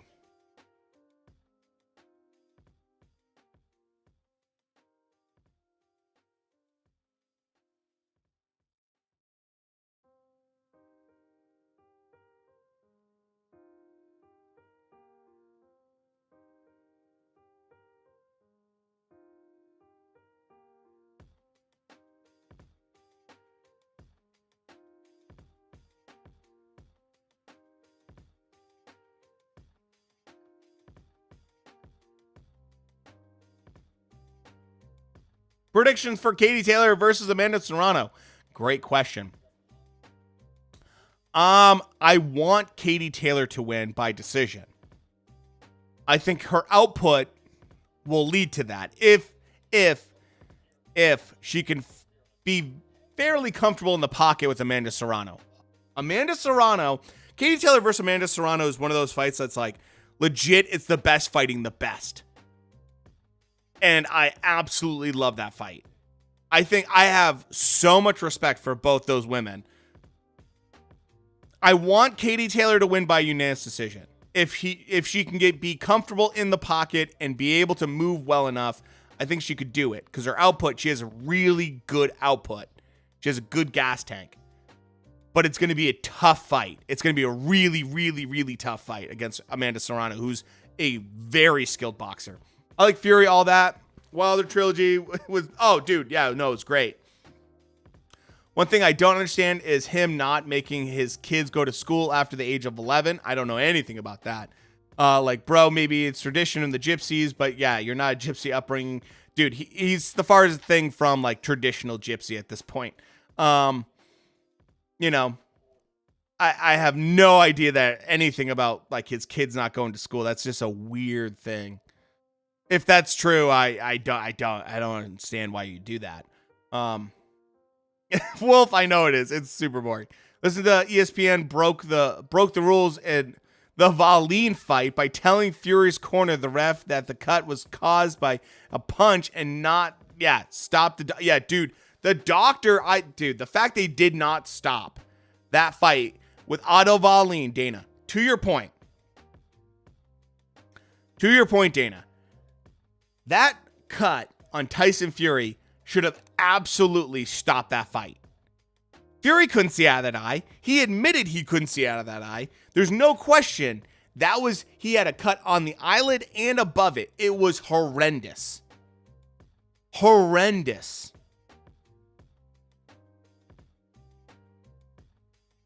Like, they should have there's no question Otto Wallin should have won that fight technically. But, you know, it is what it is. It's politics. Wilder versus Fury 4? I don't know about that. I'm pretty good with the trilogy. If Wilder... Well, the problem is we can't have that because technically this is supposed to be Fury's last fight. So he's supposed to retire. So there's that. Wilder's also in his mid-30s. So he's kind of... We don't know if he's ever going to fight again, really. And if he were to fight again... It's going to be at least 2 years before that happens. Because if Fury does win this fight and he continues to fight, it's going to be against Usyk. And it's probably going to be a 2-fight deal. Usyk's fighting in July. So that means maybe in the fall they'll fight. And that means another fall and then spring they'll have the rematch. And then they'll maybe have until like the end of the year if that were to happen. And Wilder would want to have some fights in between. So it's probably not going to happen, but, you know. Yeah, dude, no. George Foreman at 47, the oldest heavyweight champion ever. Love it. Badu Jack's cut. No, that was also another one that was super bad. Absolutely. Anytime someone fights Brown, I don't know what it is. We've seen this so many times. Beterbiev had the same problem. Just giant cuts happen every time fucking Brown fights. Either he gets them or he gives them to someone. It happens every single time. But yeah, no, Badu Jack's cut was one of the most vicious cuts in boxing history. Tony Weeks, who was the ref for that, I don't know if you guys have seen that like picture of Tony Weeks afterwards, where he's just cut. He looked like he's a fucking butcher. Tony Weeks looked like he just spent the day at a butcher shop, like breaking down animals. He was just covered in blood. It was obscene. Dude, Badu Jack is one of those guys, man. Doesn't win every fight. He gets screwed out of a lot of close fights. But Badu Jack is a real hard-nosed dude, man. Hard-nosed. I love it. You don't believe Fury's going to retire? I don't think he's going to, but we'll see what happens. Dude, Gabe Rosado after Triple G. Yeah, that was another brutal one.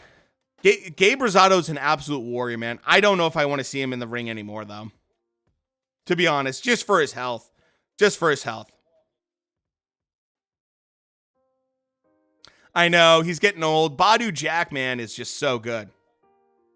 If I show the fight, I get absolutely banned. So that if you go down in the description, there's a Discord link. You go to the Discord and we have a literal stop for you that has all of the links you'll ever need.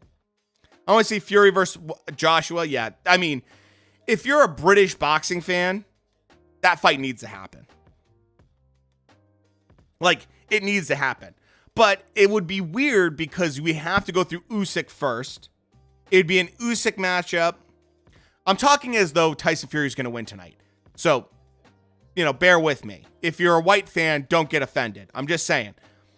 If Fury wins tonight and he fights Usyk, and I'm assuming Usyk's going to beat Joshua, it's one of those things like you start going down the rabbit hole, man. I know Wilder's talking about retiring. Fury's talking about retiring. If AJ loses to Usyk, he might start talking about retiring. We do stream in Discord, but that's for verified members. But we also have links for free there. Gypsy's girls stop going to school around age 10 because they learn how to do the wife duties like cooking and cleaning, and the boys around the same age. I don't see Fury's kid pulling the scams to, make a buck. The gypsy culture is something that's super foreign to me. I've seen a little bit of that, like that gypsy, marrying a gypsy kind of show or whatever. And I have seen a lot of that stuff. It's like gypsy women get treated like 1950s women did on steroids. Like, it's like kind of crazy. So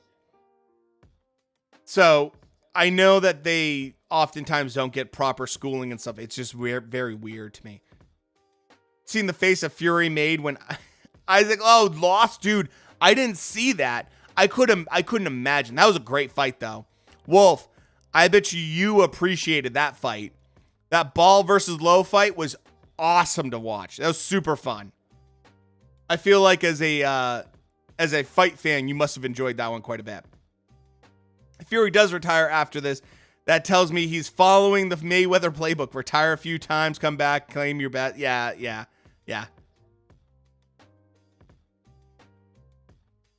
I have a feeling Fury isn't totally done.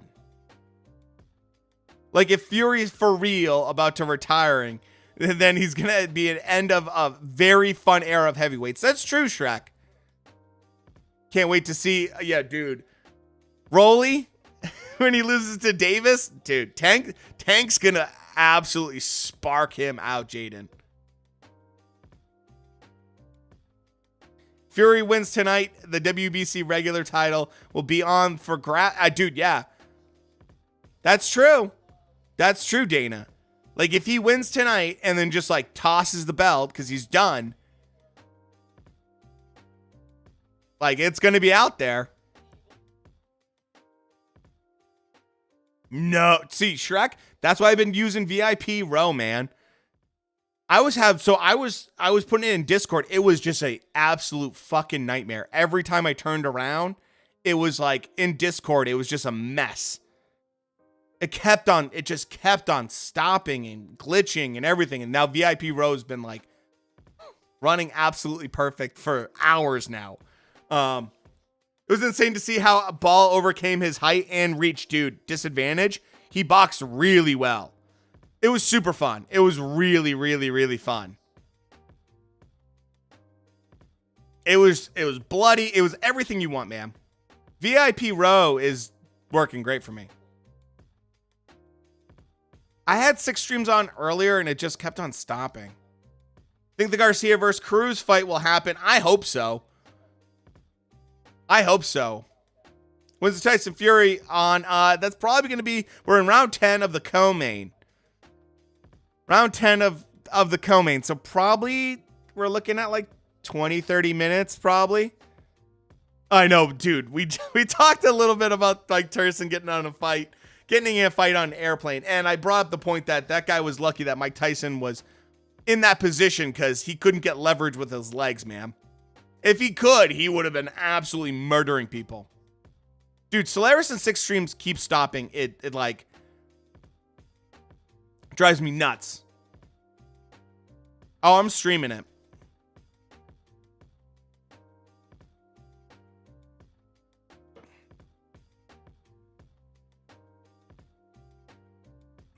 I think that Ryan, he didn't overly impress me in his last fight. He didn't overly impress me.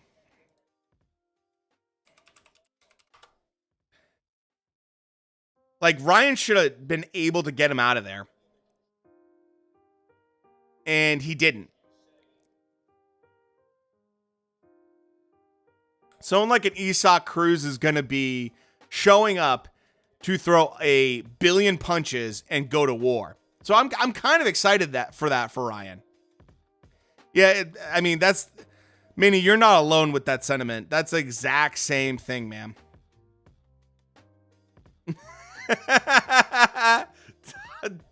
Vet.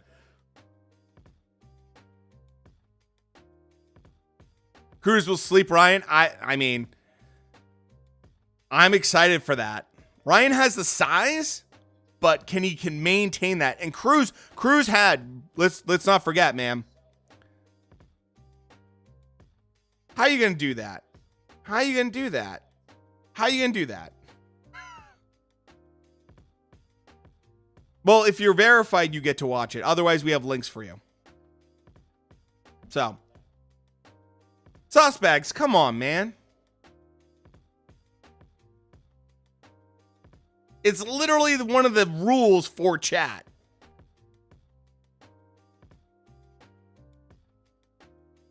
So, dude, Isak Cruz made some serious waves. He shows he's a tough guy. Dude, against Tank Davis, I mean, a guy that hits as hard as Tank Davis, I was super impressed by him. All right, Shrek.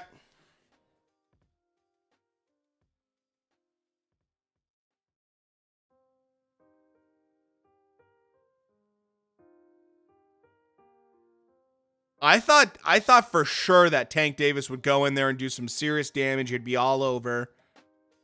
But Isak Cruz came to just absolutely brawl. He's got that style, man. He's got that classic Mexican go-to-war style. And it's frustrating. It's frustrating for other fighters. But the kid's got heart. A lot of heart. And that's why it's interesting if he goes against someone like, you know, Ryan. Ryan's got that super fast hands, which is great. But oh, thanks, Tug, man. Except freeloader lazy people. Yeah, I got called an asshole last time. I got called an asshole last weekend for being a little bit stern with people like requesting links. And I'm just like, dude, you know I banned the word. Like, I banned the word in my chat, and you still try to get around it. And it's in the rules for chat. I'm like, come on, man. Why are you being such an asshole to people asking for links? Why? Because I get asked 50 billion times every time I stream during a fight. You know? Like, come on. And like, I do everything I can. Give me a link. Exactly. I appreciate that, Tug. You know, it's just like, come on, man. And we used to have a wide open free stream in Discord until it got out of control.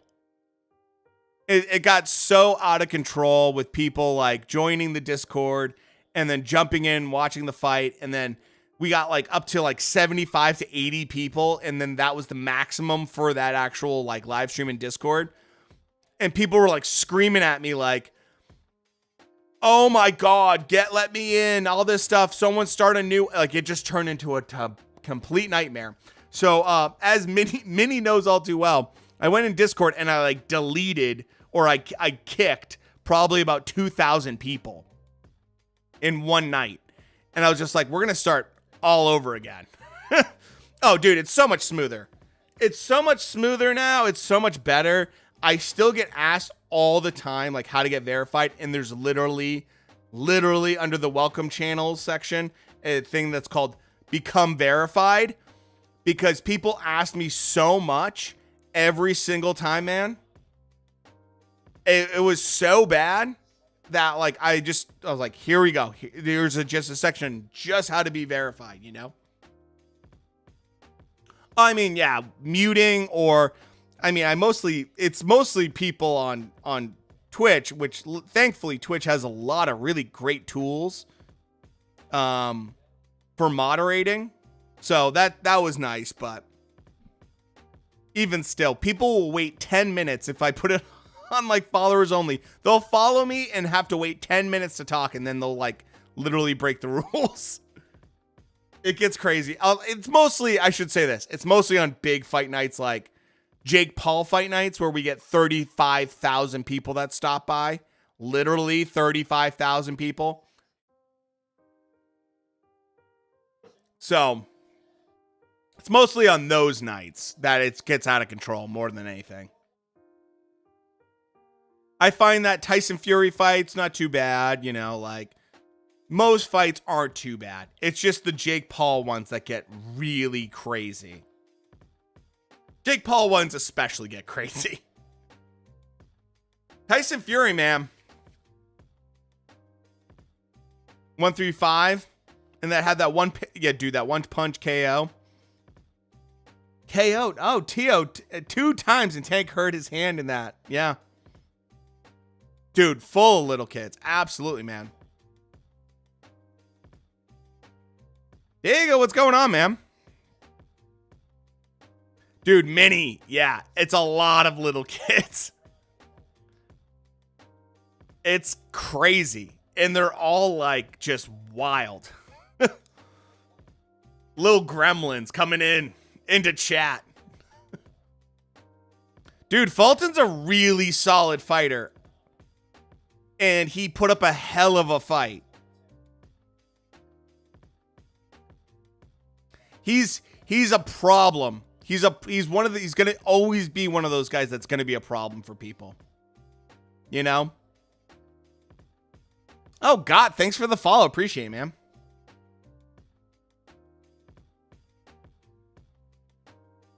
Like, he's just gonna be one of those guys that if you want to be taken serious, you gotta fight him.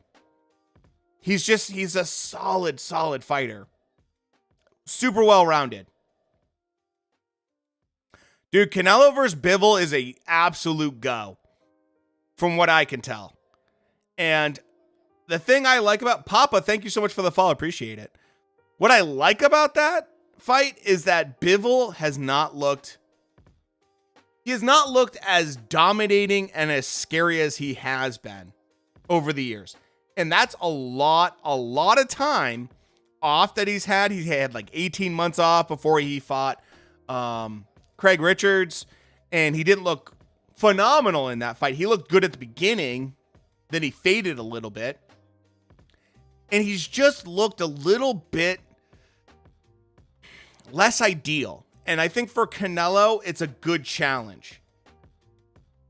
I like it. I like it a lot. So,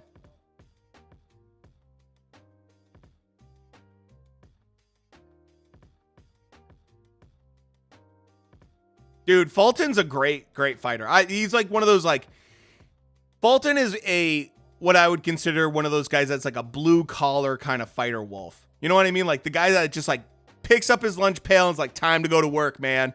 Like it's never going to be pretty. It's never going to be like the most like, it's not like you're going to be watching him and be like, wow, holy cow, he moves so beautifully. It's like, no, he's there to do work. I like that about him. Cruz is going to develop like how Canelo developed. I'm assuming you mean Isak Cruz. So, who do you think is next for Tio? Tio needs to move up in weight. Tio is not, he's not built, man. He's just not built for 135 pounds. It was really good. It was really good that he could make that weight because he was like 22, 23 years old, 21 years old, 20 years old. Like, now he's getting close to 24 years old, if I'm not mistaken, Jaden. And, like, that's a really tough weight for a guy that's, like, I believe he's around 5'9", 5'10". He's built. He walks around probably at 150 pounds. Because he's built for that kind of higher weight class. That's what he is, man. So I really think that Tio going up to 140 is a good idea. I think there's some disruptance there, especially if Josh Taylor moves up to welterweight at 147 pounds. I think there's some disruptance there. I think there's some big fights there. Regis Prograis in particular. But the guy's got to stop killing himself to make 135 pounds. Yeah, Tio is 24. I thought so. Like, he's at that point. He needs to move up. And after that Kambosos fight, man.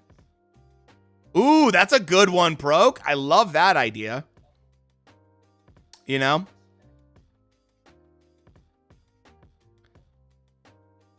Dude, you're at Wembley last Sunday.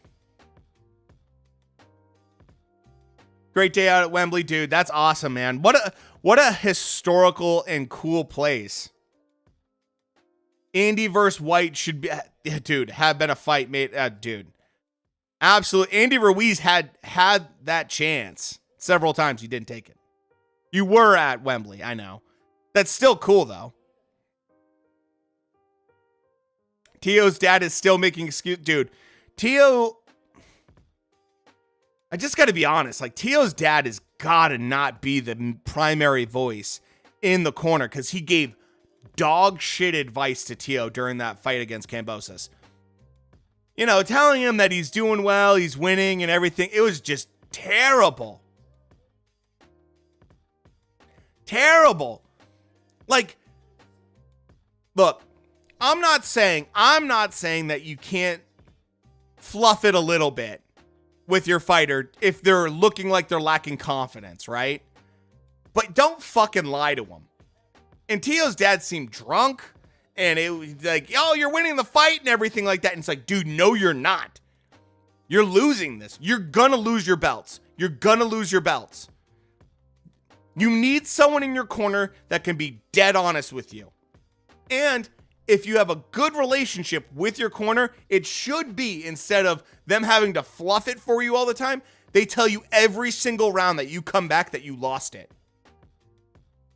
Every single round you come back to the corner, dude, you got to do better. That's what I want from a corner. I want a corner to be honest with me, and I want them to be constantly pushing me to do better and make adjustments. And I want simple, very simple things, simple instructions, man. I don't want a laundry list. If you're telling them to do 50 million different things, it's not going to happen. They can't make that many adjustments. I want a handful of really simple things, man. That's all I want. I want you to say, hey, just do this. Just go after your jab. Go after the body. Go after looking for that lead left hook, because he keeps dipping down to the left side every time you're throwing that straight right hand. Simple things. That's all I want. And oftentimes I'm listening to Tio's corner and it's like, it's a goddamn mess. White does look like he's in shape. Dude, Devin Haney versus Kambosos is a great fight. You know? Absolutely think they're the underdog. Absolutely. Broner versus Pacquiao, it was disgusting. That was a terrible fight for Broner. Like, yeah, you're losing. Get in there and get it done. Dude, yes, man. That's the problem with AJ. AJ had so many fucking yes men. They were telling him, go listen to that fight and listen to Joshua's corner saying, oh, beautiful boxing. Beautiful boxing. He's getting punched in the face over and over again from Usyk. because Usyk's timing him. Beautiful boxing. Beautiful boxing. It's like, no, man, not at all. Like, this is a problem. This is a huge problem. And the whole fight, you saw AJ just get yes men. Oh, it's all good. It's okay. You're doing great. You're winning. It's like, shut up, man. He needs help. He needs some serious help, man. He needs good feedback. He needs people to tell, dude, you're down on the cards. You need to go to the body. You need to start working that body like he did in the middle rounds. And then he abandoned it. I don't know why he did, but he did. Like, go watch a fight, man. Show the fight. Fuck off. How about that?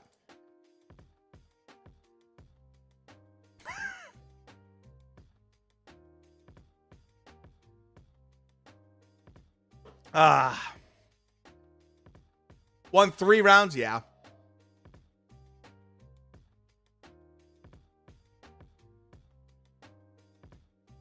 Don't you love that, guys?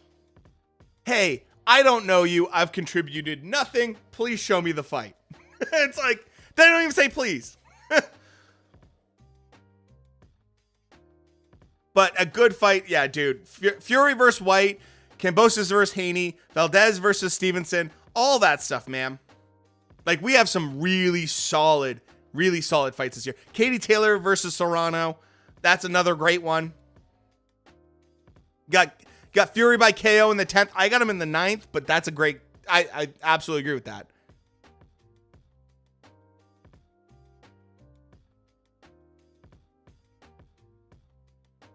Yeah, I do know where you can go. Go to my Discord, and we have links for you there. Because you were kind about it, I will help you out with that way. Mike Tyson versus Paul is happening, dude. If that does happen, that'd be insane. Come on, White. Dude, Dillian White. I'll say this. Dillian White waited 1,000+ days to get a shot at the WBC, man. It's insane. Having a relatively in and out. Yeah, dude. Yeah. Conflicted and toxic. Absolutely, Diego. Like, your corner is your... My best example is go watch classic, like, Teddy Atlas corner moments. It's one of my favorite things ever. Teddy Atlas in the corner is awesome, man. I'm going to be rooting probably for Tyson Fury, but I would not have a problem if Dillian White won at all. Money after getting sued for the trunk airline guy. Dude, that was brutal. That was brutal. As a Boston Red Sox fan, it's very weird how they have adopted Sweet Caroline in the UK for fights. I will never understand it. I don't get it. But it's a weird thing, because every time I hear it, like, my brain gets triggered to the 6th inning stretch. Like, it's just like, I can't help it.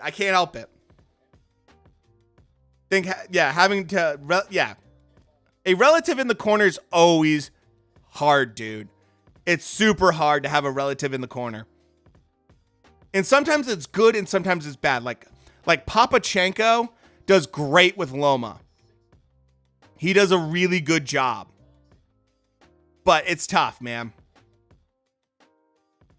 Oh, dude, no problem. Think that Rolly was fighting or something? I mean, dude, exactly. I'm not showing the fight because I will get banned, but we have a Discord with everything there. So it's like, yeah, it's their national. It's weird. Sweet Caroline. Who knew? Dude, Mayweather's dad was good. Yep.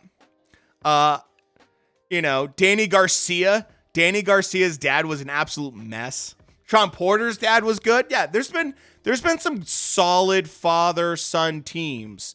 Not always, but there's been a couple really good ones, man. Arnold, thank you so much for the follow. Appreciate it. Gabe Flores Jr. Oh, man. Yeah, bad examples. Exactly. Absolutely. Ricky Hatton.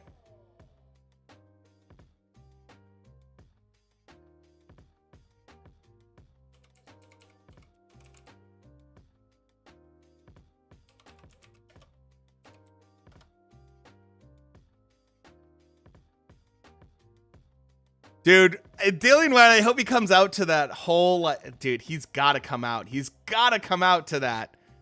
The Jaws? He's got to come out to the Jaws soundtrack again.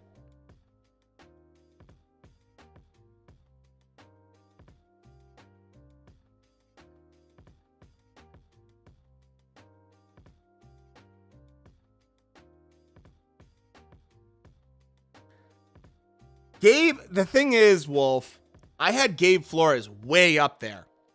Way up there on top of, like, my prospects. Him and Elvis Rodriguez, both of them. And I was wrong. So, final prediction, Fury in the 10th. That's a solid prediction. Katie Taylor has an engine on. Dude, one of the reasons I like Katie Taylor, now granted, I don't follow every single boxer on social media, but Katie Taylor, my goodness, that girl works her ass off. Absolutely works her ass off. Amanda Serrano does too. I mean, she looks like she does. There's not a fight I can point to where, you know, Amanda Serrano doesn't look absolutely in peak physical condition. But Katie Taylor is like, she has that Gymshark, you know, merch and everything. That's exactly it. Discord's below. I'm picking Tyson Fury to win by 9th round stoppage.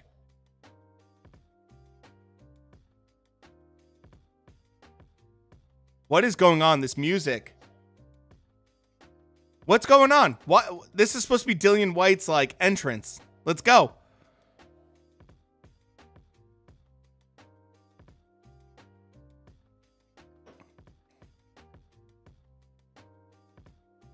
Why does this look so cinematic? Dude, it looks cinematic because it's Wembley Stadium.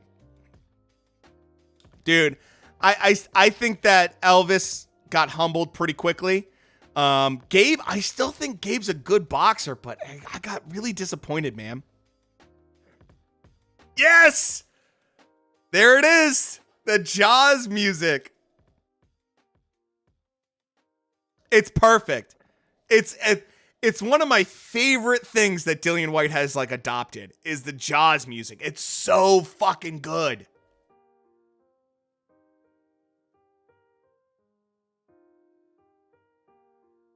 Yeah, dude. Dana, absolutely, man.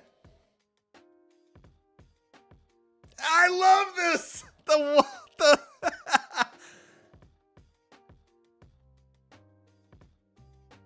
Dude, what an awesome, like, intro that Dillian White. I absolutely love that Dillian White does that lone wolf thing, man.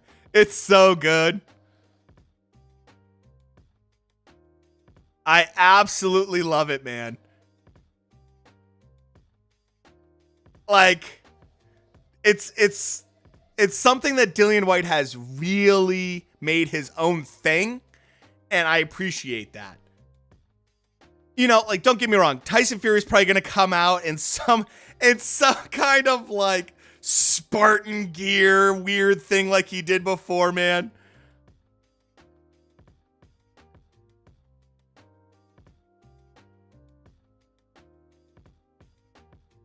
You know, like, Tyson Fury doesn't have a signature thing.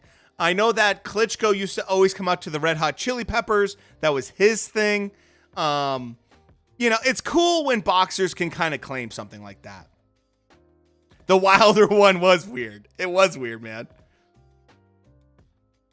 Dude, Dillian White is the boxing incarceration of Rampage Jackson with the howl. Yes. Dude, I love that comparison. I love that comparison, Wolf. Because Rampage Jackson had that whole, like, slam and kind of, like, brutal, kind of brawler style. Absolutely, man. And Bob Arum gave up on... Dude, they should not give up on Elvis Rodriguez. I agree, Dana. Like, he'll be a star on PBC. Because you know why? Because PBC actually knows how to promote their goddamn fighters. Bob Arum's garbage, man.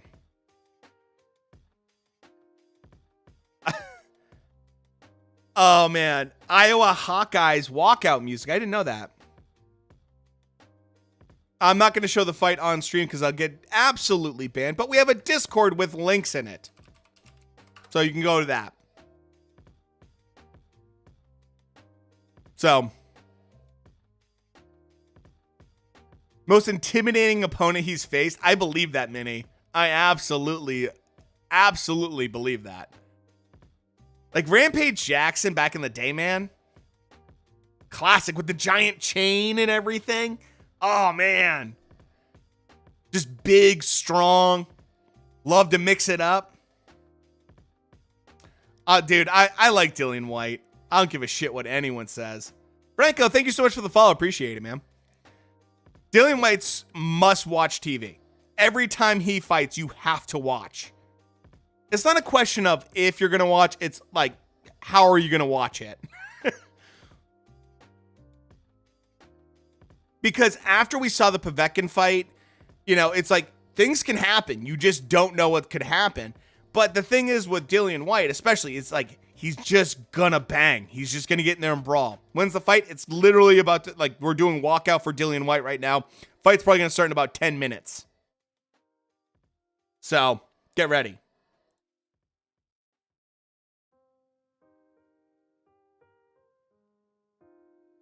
Long walkout for Dillian White. Long walkout. Even if he loses against Joshua. Yeah, dude. When he lost against Joshua, the thing that's crazy to me, and I think it was Shrek that pointed this out in chat, is that Dillian White had 2 amateur fights. 2 amateur fights. That's it. Wild. Wild to go pro that fast. Dude, that white belt, I'm not gonna lie. That white WBC belt is kind of fucking fire. That white WBC belt is kind of fucking fire. I'm not gonna lie. That looks pretty fucking awesome. I didn't think I was gonna like it. That's pretty awesome looking. The Haymaker's beef with John Fury. Say John Fury's beef with the Haymaker. Honestly, I'm not surprised. John Fury runs his mouth a lot. Although I think John Fury's he's really honest, which I like. And I know that David Haye in particular, you know, isn't the most beloved guy. He sometimes can also speak out quite a bit. I'm not surprised. But I mean, that's boxing for you. Because Fury and Haye were going to mix it up at one point, which would have been bad for David Haye. Like, Tyson Fury is just not that guy. You don't want to mess with like a good Tyson Fury, man. So yes. Dillian White did beat AJ in the amateurs. That was a great win for him. But then he went to the pros and they had the rematch, and AJ at that point was significantly better than he was in the amateurs. And he beat White. That's the like big loss for White, was Anthony Joshua. Dude, with this rain and everything, Tug, absolutely.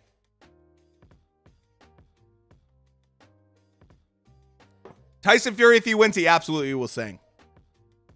Absolutely, man. Dude, it's weird, Wolf. It's definitely like that. Let's get ready to rumble! Ross and Dale, hell yeah, man. This is such a classic. Classic song. It's a weird song for a ring walk. Especially not being American. It's a weird ring walk like song. Dude, the fact he goes over the top is my favorite part. You want to see Joshua be champ again? I think Joshua has the potential to do pretty well, but it's gonna be a long, hard road against Usyk. Because even if he beats Usyk in the rematch, they're probably going to have a third fight. And that's just a very tough road. I do have to say this about Joshua. Finally changing up for head coach. Like, I give the guy props. He's stuck with the same coach for a long time. You know, McCracken could only take him so far. So, we'll see where he goes from here, but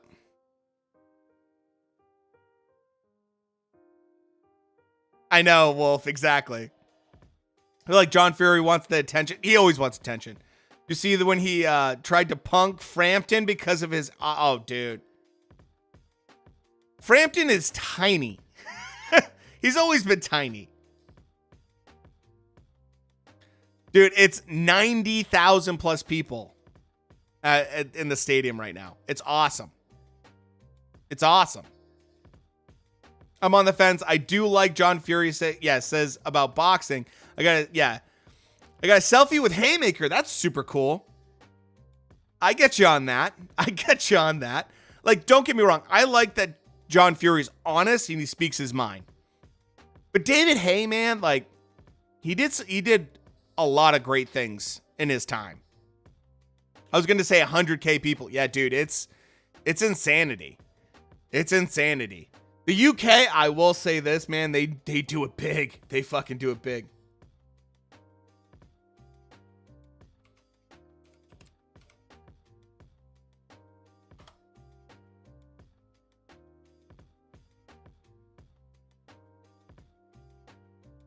Dude, Tyson Fury coming out in all white and red.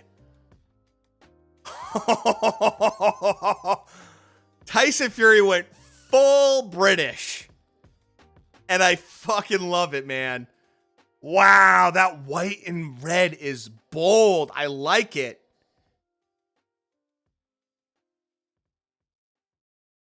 He's coming out to Biggie Smalls too. Oh, so good. Benavidez should beat Lemieux. That should be a good fight for him. He talked about going up to 175 pounds, which I think he should be at, but David Lemieux is a good fighter, but not a great fighter. You know, imagine being in the nosebleed seats trying to watch this. I know, man. I was thinking the exact same thing. Should White take the fight to Fury like Usyk? No, I think White should absolutely try to get something big in the first 5 rounds based off his normal gas tank. He normally fades pretty hard in fights in terms of punch output. He needs to bring it to Fury if he can, because the longer the fight goes, if he gets more tired, Tyson Fury, even though not being a body beautiful, has a good gas tank. It's really tough. It's really tough. Do you try to go in there and brawl, or do you just try to be patient? And I think he goes in there and brawls. Look, you can't make Dillian White what he's not. And he's a brawler, man. He's a guy that mixes it up. He likes to get in there and go after it. That's the way he is. That's just Dillian White's style. So go in there and just fucking go after it, man. Just go after Tyson Fury. Bring it to him. Catch him off guard if you can. It's oh my God, Tyson Fury sitting on the throne. My God, dude.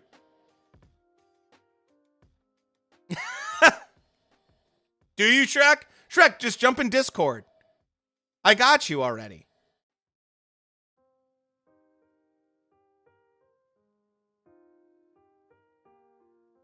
There you go. There you go, Shrek. And everyone else that's been probably like hungry for a link. Dude, VIP Row has been rock fucking solid.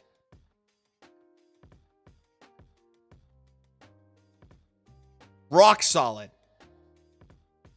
I love it, man. Unbelievable scene, dude. This is a man that knows how to put on a show.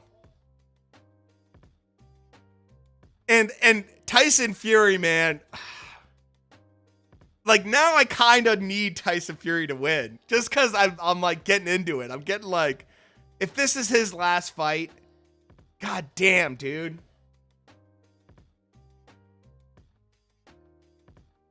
Could you imagine the vibe in that stadium right now? Yeah, dude, I'm going to say it again. That white WBC belt is awesome.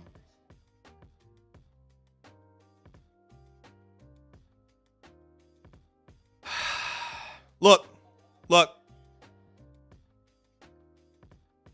Always appreciate the fighters that you really, really enjoy for every single fight. Don't ever take them for granted. Manny Pacquiao, every time Manny Pacquiao has fight in the last like 5-6 years, I just absolutely appreciated it. Guys like Tyson Fury, every time he fights, appreciate it. Dillian White, every time he fights, appreciate it. It's like rare. Lomachenko, every time he fights, man, I'm all over it. Because it's not forever. These guys can't do this forever, man. About LeBron, yeah, dude, I used to feel that way about Shaq. I'm a massive Shaquille O'Neal fan. Huge Shaquille O'Neal fan. And I used to love watching him play. And every single time he played, I was just like, and when Shaq got transferred, his final transfer was to Boston Celtics, I lost my mind. I actually have the jersey upstairs. I have a jersey right here, actually. No, right here, actually. And it's Shaquille O'Neal as a Boston Celtics. And it's just like, you got to appreciate what you get, man. Here we go. Here we go, boys. This should be a fun one.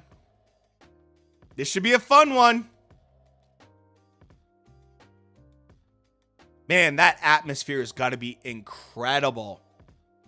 Absolutely electric. I will say this about UK fans, man. They bring it. The UK boys bring it every single time there's a big fight like this.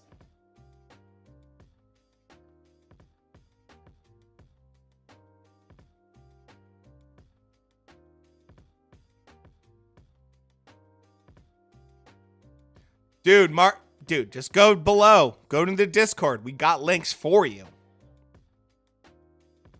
Got you covered. That's the whole point of the Discord. We literally have links there for you.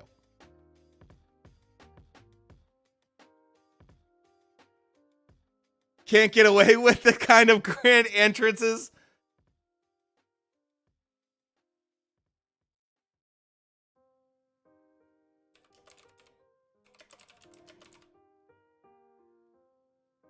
God God save the queen. Dude, yeah, the differences in walkout is pretty noticeable, G-Fig. I will say this. I will take the quality of the UFC card over like incredible. I have everything set up in Discord for people that are meant to be there.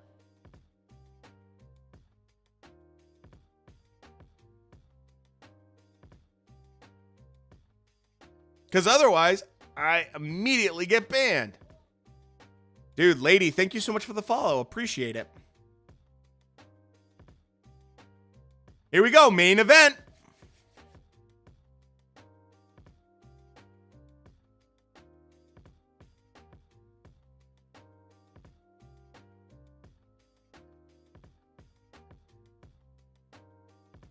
Dillian White, man. Yeah, I know, dude. Tug. That's the power. That's the power of Tyson Fury.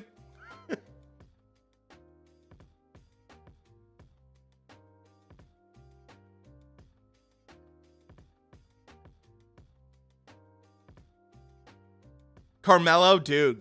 Yeah, especially when he was with the Knicks back in the day. Best boxing announcer. I think Jimmy's up there. For right now, yes. I agree with you, Jay. They milked the fuck out of him. They did. Imagine if White knocks Fury out. Oh my God. Was a prime time fight for us. This place would be packed even more. Oh, dude.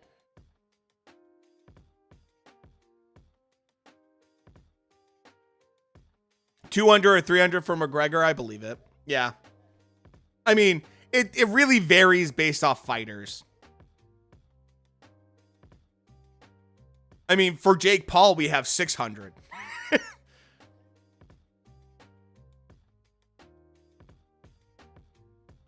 Here we go. Get ready, boys.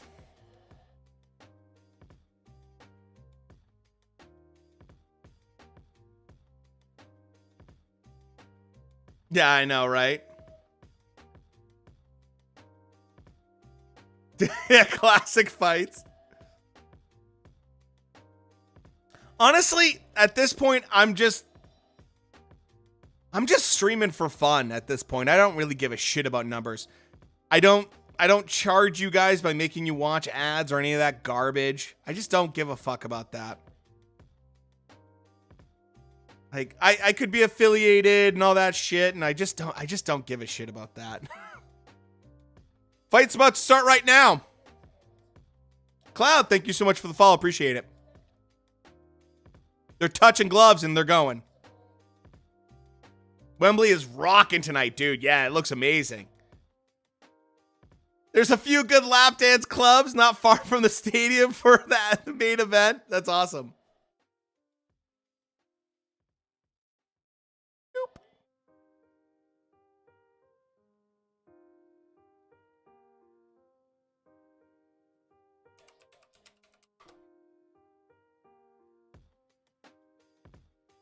Lone, thank you so much for the follow. Appreciate it.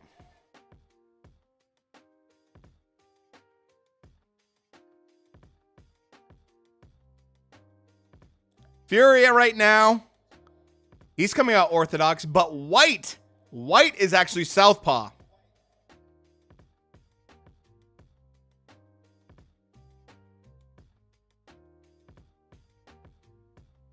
Tyson Fury, both of them fairly hesitant, trying to figure out everything. Oh boy, just pause. Of course it did. Right when the fight starts.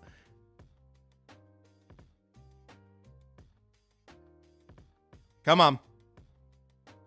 There we go. Right now, they're both just feeling it out pretty good. Not a lot of punches thrown. Dillian White goes to the body with the lead right hand.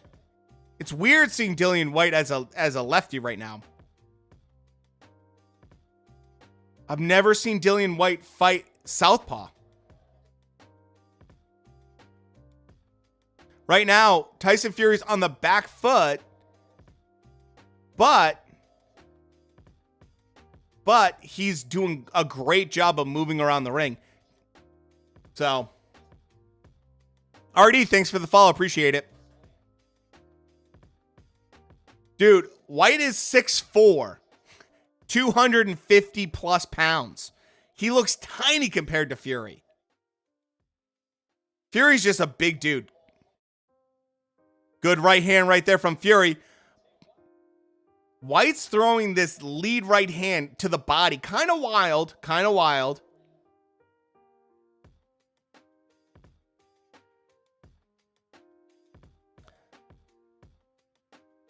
So in Discord, we literally have a thing that's free links for fights. Literally, you just click on that and go through the links.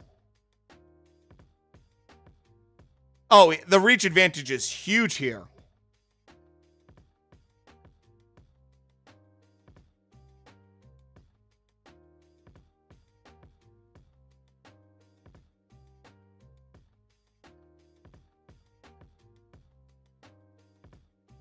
Oh, good right hand from Fury.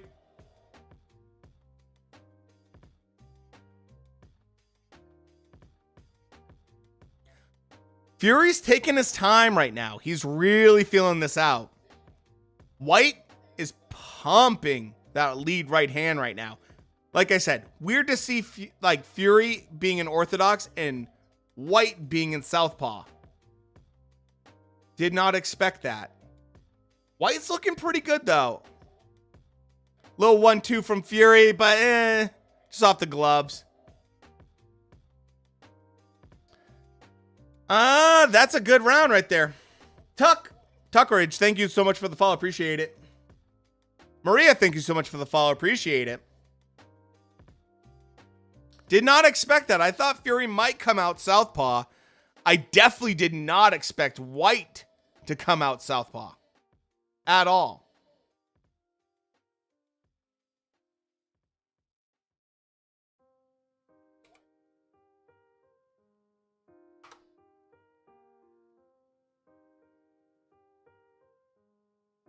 Ryan, thank you so much for the follow. Rich, thank you so much for the follow. Appreciate it.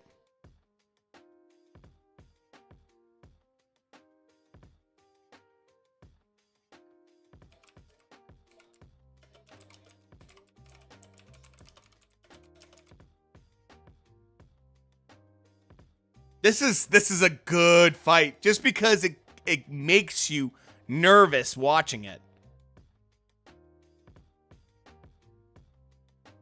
Scouting mission. That was a good round. Good feel out round for both guys. I bet you Fury got probably the round from the judges, which I wouldn't have given it to him per se, but both landed 5 and 7 punches landed. That's not a lot. Now Fury's going southpaw. Yeah. What the fuck is going on? Now he switches back. I do like that Fury is very adaptable in that way. Now he switches back to orthodox. Working the body. Fury doing a couple jabs to the body. I like that. Dillian White getting a little bit wild.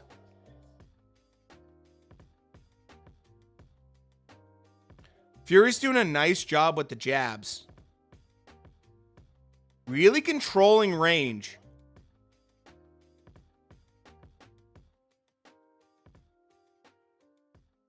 White's footwork, he's just a little bit too stationary. He needs to move a little bit more.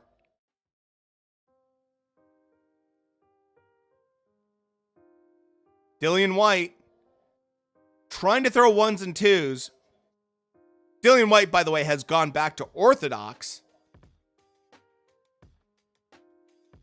I like that Dillian White's trying to jab to the body a lot. Fury's just trying to box White. He's not trying to get into brawls, not trying to mix it up too much. I think he knows that he should just keep doing this for the next 5 rounds. Fury just using that reach and frustrating White right now. You can see the frustration from White. White wants to mix it up, and he's just not being allowed to do it. This is what I kind of expect. White getting a little bit wild, showing some of that power, though, some of that strength. I don't know if everyone knows this is going the distance. I think that White gets stopped in the 9th round, personally.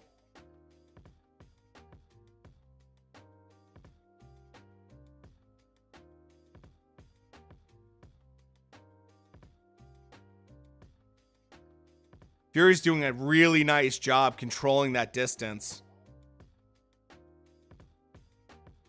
I know he switched to southpaw, but obviously he's way more comfortable in orthodox.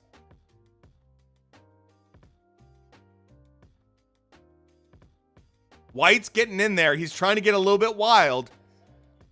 Look, not the best tactic from White, but something could happen there. We've already seen with Otto Wallin, you can bust them open. White looking tired. That's the scariest part, man. If it does go the distance, yeah, no, absolutely will. No, you're 100% right. Sorry, I read that wrong. You're 100% right, Will. No question. Tyson Fury's got the better gas tank out of the two, no question. And Dillian White, I'm expecting to look pretty tired after about sipping that purple. Thanks for the follow. Appreciate it. Probably going to be tired after probably the 5th round. Especially at this pace. Fury's making it really tough on White to get on the inside. I have about 1-1 currently. That's my general take. COD, thanks so much for the follow. Appreciate it.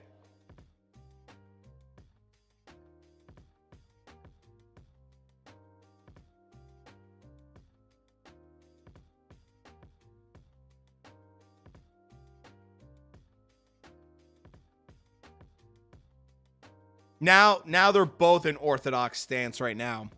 White's trying to find a way to get on the inside a little bit more, but Fury's really making sure that's not happening. White's trying to muscle and kind of get a little bit brutal on the inside when they can get him up against the ring and start to kind of clinch a little bit, but I don't think that's going to do enough.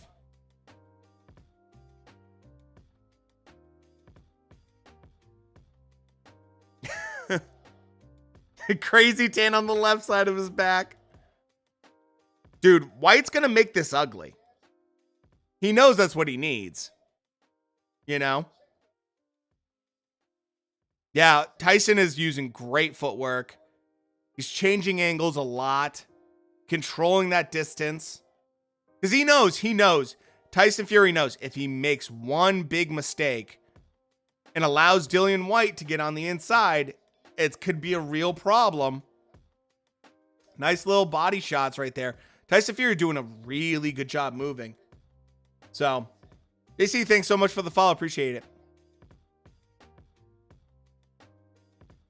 White right now is just looking a little bit frustrated, trying to figure out a way that he can land something big on Tyson, but Tyson keeps changing everything. And anytime Dillian White gets in range and starts to look a little bit comfortable, Tyson Fury throws a quick 1-2, throws something to the body, ties him up. Yeah, he does keep adjusting his shorts, and you can see they're kind of falling down right now.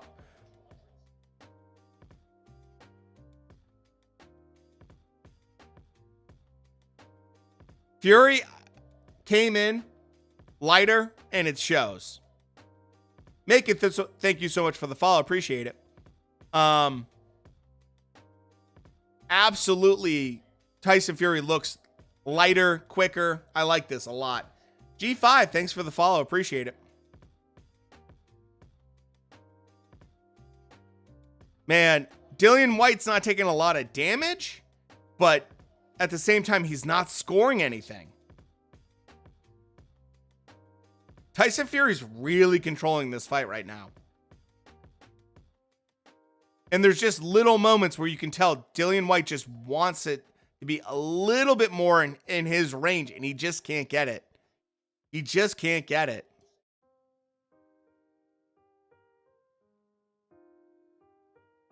Yep, I have to agree with Timothy Bradley, which I normally don't.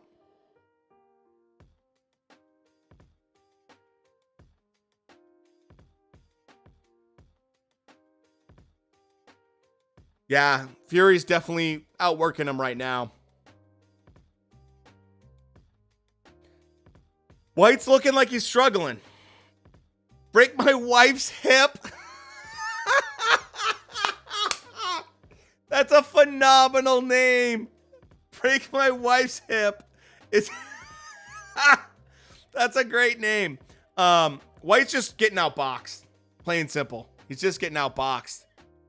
Fury's using all of his reach, all of his tactics, all of his movements. The feinting.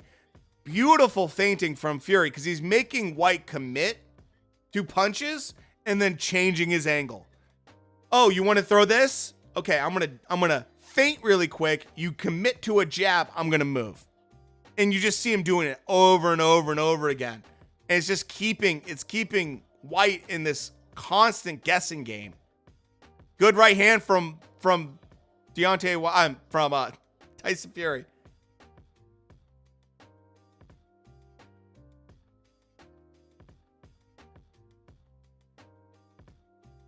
Heavy breathing from Dillian. Dillian White's not too bad right now. I've seen him get really, really tired. Blessings, thank you so much for the follow. Appreciate it.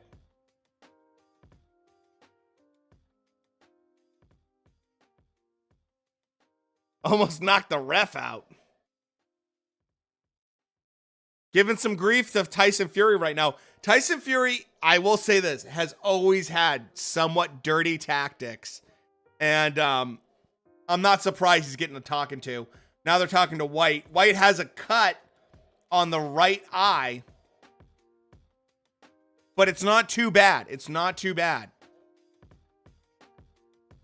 The roof is open. Yeah. Tyson Fury is looking in control right now. And just looking like a significantly better boxer than Dillian White. Dillian White is, I will say this, Dillian White's moving a lot more than he normally does, I feel like. Oh, Dillian White sneaks in a right hand. I'm sorry, a left hook. Nice right hand to the body from Dillian White.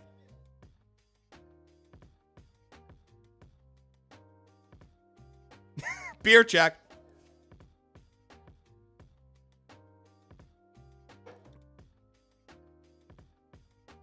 Dude, reflexes and reach, yeah, they're giving White some serious problems. But I'll say this, when they get in the clinch, you can tell Tyson Fury can't push around Dillian White as easy as he did Deontay Wilder. It's getting really good right now.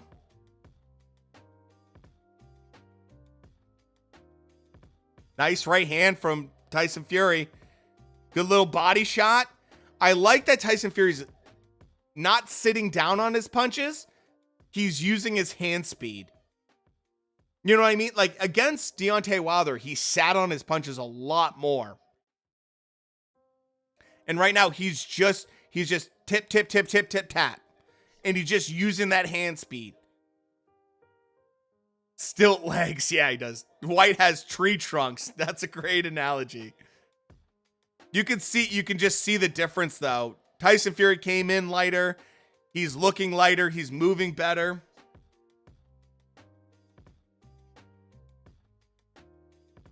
They're headbutting a little bit.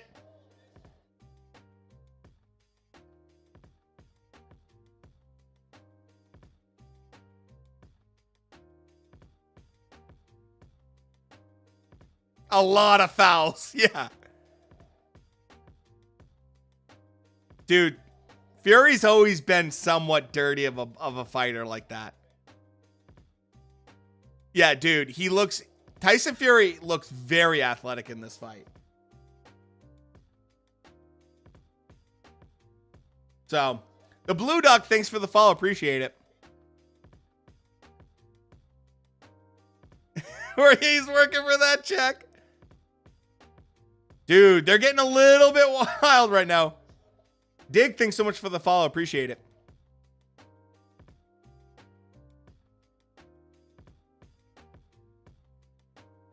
This is just getting a little nasty, which is, guess what? I'm not surprised, man.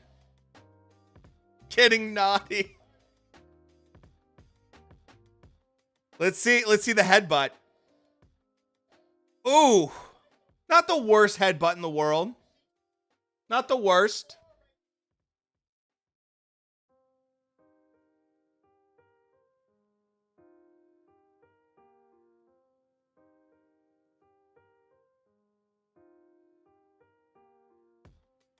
CB, thank you so much for the follow. Appreciate it. These boys are getting a little bit rowdy.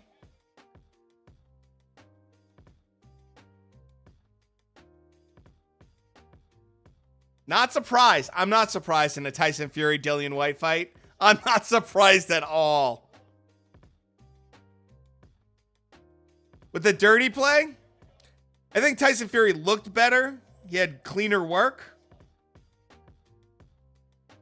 White's chin's pretty solid. He does get hurt, but he usually can ride the storm. So, GT Zombo, thank you so much for the follow. Appreciate it.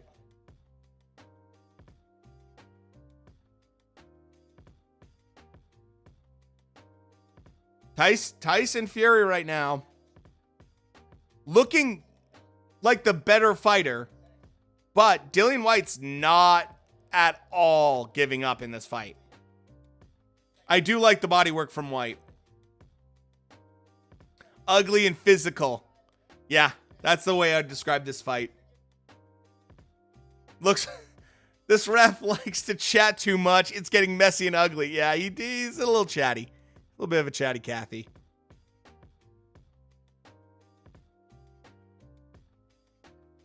Gave it to White. Look, these rounds are super ugly, so the work is really hard to judge sometimes.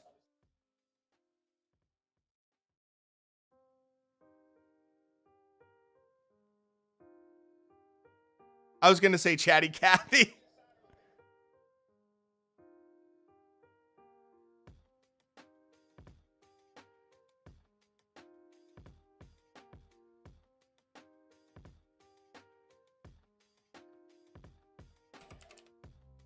It's really hard for Dillian White to land big punches on someone so tall, man.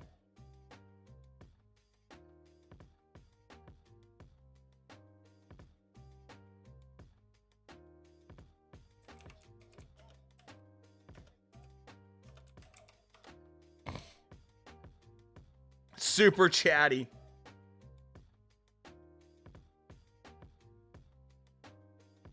Man, Tyson Fury's just doing a nice job, clean work.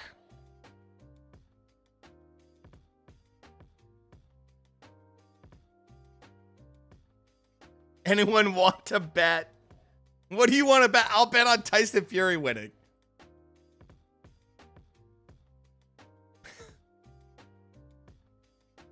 I'll bet you a beer, Tug, that Tyson Fury wins. Man, Dillian White, though.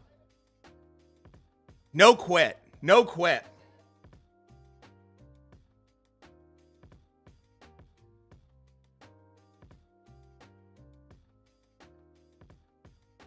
That's who you're picking? Of course it is. He needs something. I mean, the problem with Dillian White is he just can't get that range that he wants. You're gonna be like 10 beers anyways. The problem with Dillian White wants. Every time he tries to get that little bit closer range that works for him, immediately watch Fury. Watch it. Fury will throw a 1-2. He'll throw something to the body. He'll move. He'll change. He just doesn't allow White to get comfortable.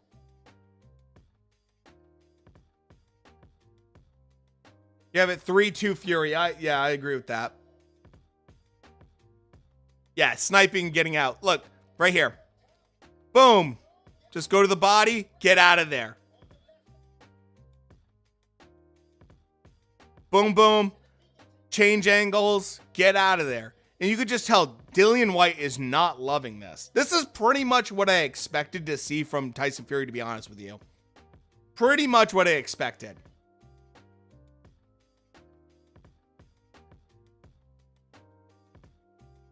Because you can't outbox a Tyson Fury. And I like that Dillian White wants to make it ugly. But it's really tough to get in that kind of range. Look at the punches landed. 64 to compared to 27. That tells you everything. Look at the percentage. 19% for Dillian White. He's working. He's trying. 6'9" versus 6'1". He's not 6'1". He's 6'4". But it's still, White definitely, it's so hard for him. Come in lighter. The problem with Dillian White, he's always been a big boy.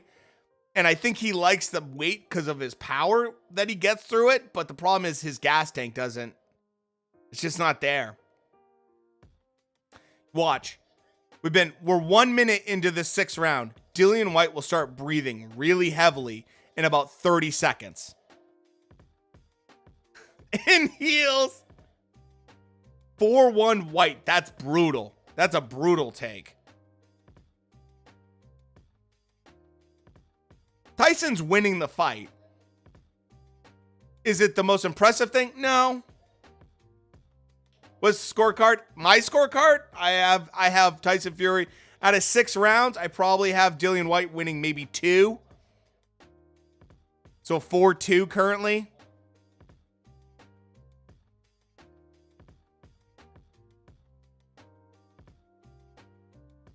Tyson Fury's just outboxing Dillian White right now. He's moving well, keeping that distance that he wants. Look, yet again, that classic 1-2. It doesn't matter if it lands. It's just more or less he can control things. Won the 2nd round. Yeah, all rounds to Fury. That's ridiculous.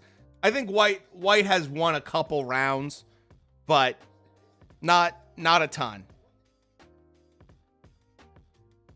In my opinion, at least.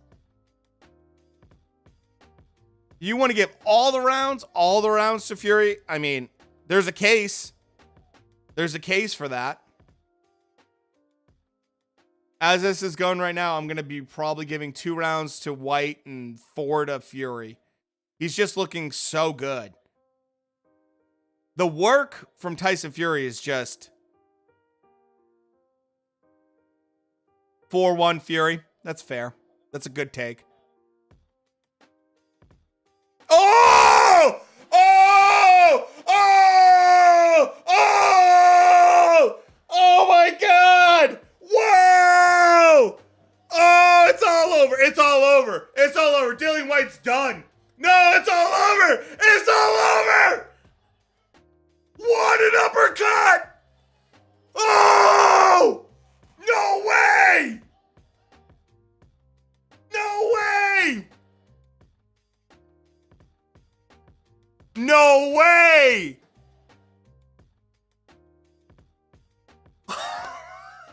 Tyson Fury with the KO! Dude, Oscar, it's over. The fight's over. Discord's literally down in the description, by the way. All over. Wow! No way!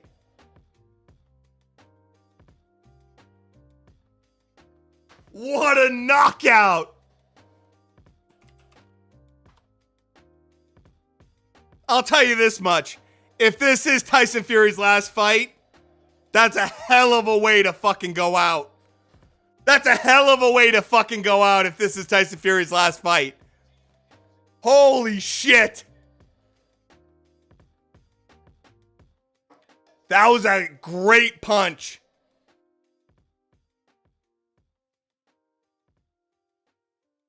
Oh my God.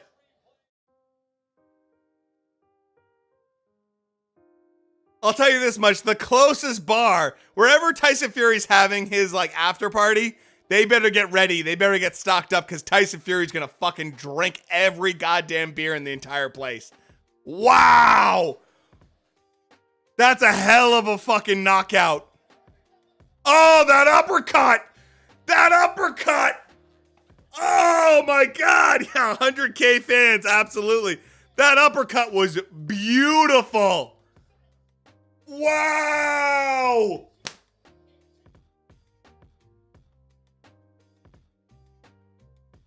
That's a highlight reel knockout, man. Highlight reel knockout. Oh my God.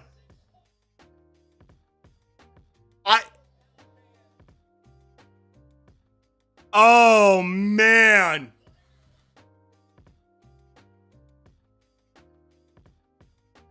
We've already seen. Oh, yeah, it doesn't look like the most solid landed punch. I agree, Robinson Dale. Oh my God. Dude, Dillian White was out cold. Dillian White was out cold when he hit the canvas.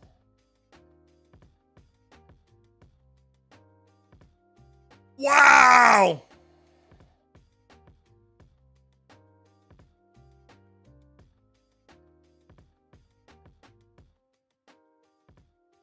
Dude, Dillian White was out fucking cold from that punch. Wow. That's a highlight reel knockout, man.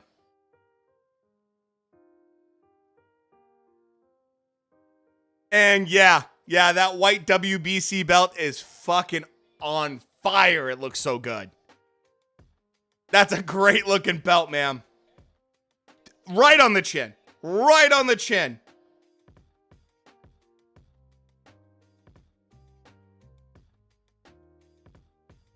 Holy cow.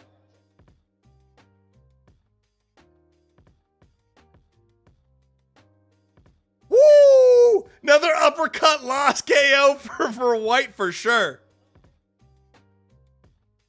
Wow. Wow. Dude, anyone that says Francis Ngannou can hang with Tyson Fury is absolutely fucking drunk. Like, there's no way Francis Ngannou gets eaten alive by Tyson Fury. Don't get me wrong. If it was in the octagon, it'd be the other way around.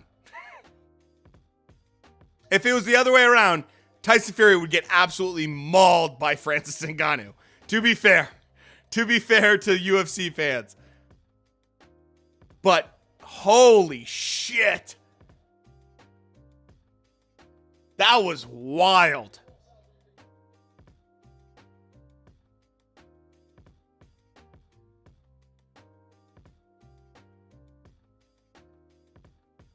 Fury, man. Dude, White versus Wilder is one of the best fights ever. That's a great fight. Tyson Fury, if this is his last fight ever, I really hope that he enjoys it, because this, I mean,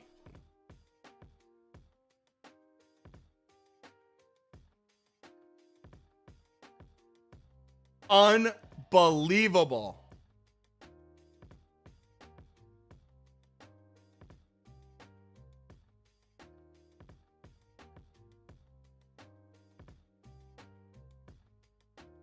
Dude, what a fight.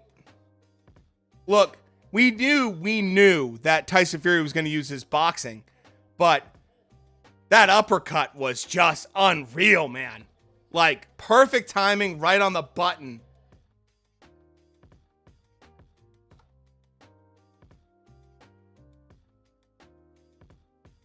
White is a tough dude, but he gets hit too easy, and woo!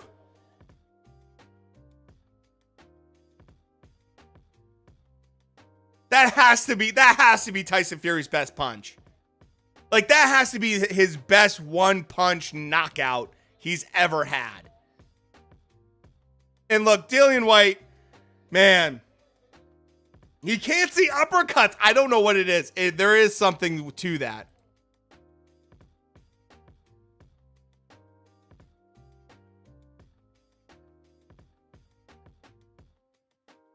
Damn, dude. 94,000 people. Better than Wilder? I'll say this much. Wilder's a really, really, really tough dude.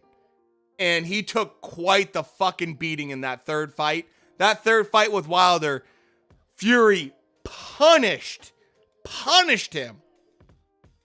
So, I would never count out either guy if it was White versus Wilder. I mean, I would say that White is the better boxer, and Wilder is the better, like, one-punch KO artist by far. That's what makes it fun. I mean, very different styles. Tough to see anything when the dude you're fighting is a foot taller than you with a massive reach advantage. Yeah, no, that's really hard, Will. That's really hard. Punching upwards is really hard.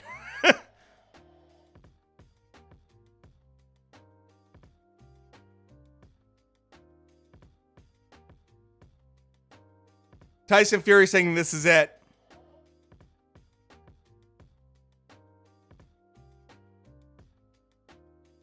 Look, if this is Tyson Fury's last fight, you know what?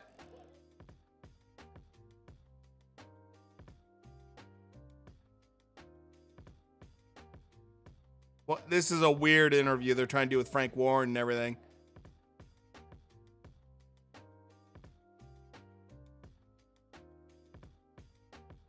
Tyson Fury, baby. Tyson Fury. Gypsy King, baby. Holy cow.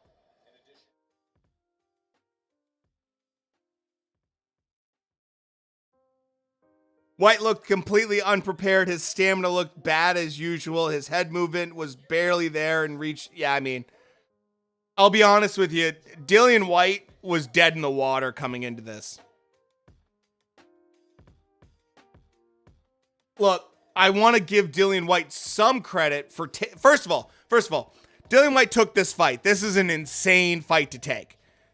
He's got some balls taking this fight. He didn't duck Fury. He won this fight, so good for him on that. He's been a WBC champion, like mandatory for 1,000 days or something ridiculous. And I appreciate that. But Dillian White gets hit too much. He gets hit too much. It's been his MO that he gets hit way, way too much. And I love his style because it's fun and everything else, but it's not going to work against a guy that came in. Tyson Fury came in good shape.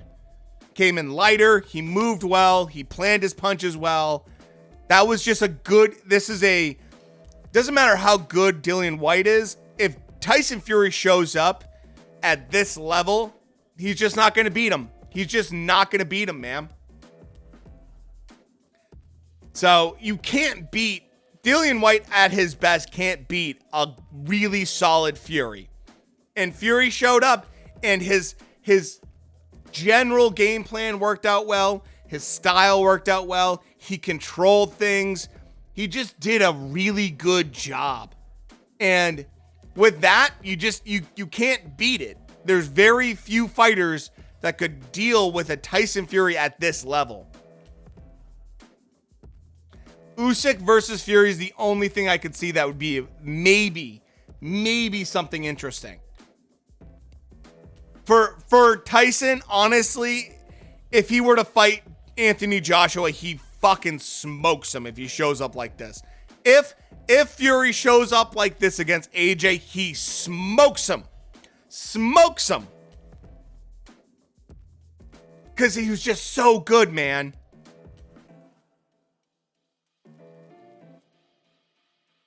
Dude, I don't want to see Fury retire either, but if this is his send-off, hey man, what a fucking send-off.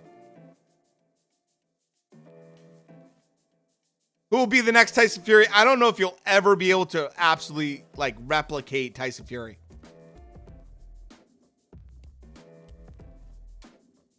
So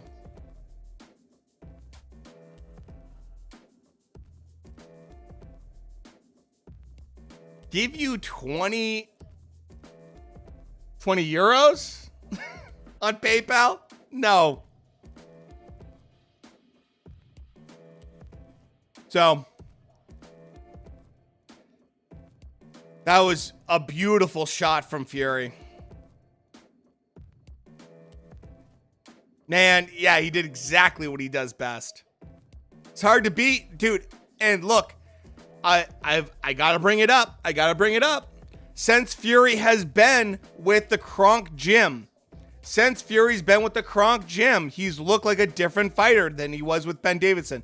I will give Ben Davison a massive amount of respect for the amount of just like effort and having to get Tyson back in shape and all that shit. Like, that's an insane task. Insane task for Ben Davison. So I have a lot of respect for him as a trainer to do that. But Kronk Gym fits Tyson Fury super well, man. Sugar Hill and Tyson are just like compatico. Like, they just complement each other so well. They're just really good together. And we've seen, since he's made this change, we've seen a huge difference. Huge difference in Tyson Fury. The aggression, the absolute just going after people has been completely different from Tyson Fury.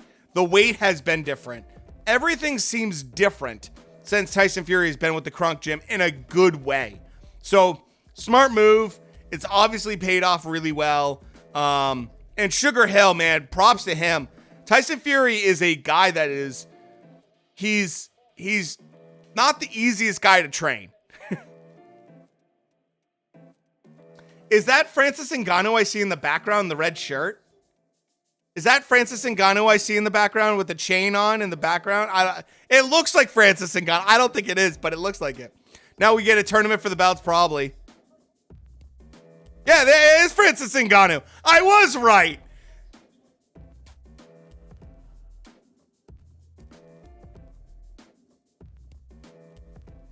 What? They're doing this? What?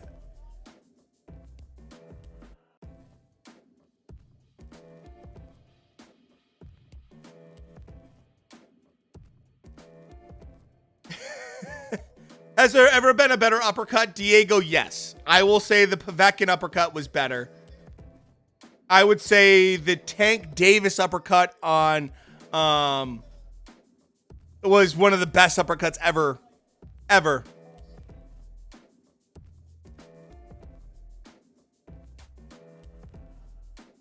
What's going on here? They're making the Francis Ngannou fight? What the fuck? They're making the Francis Ngannou fight. What is going on right now?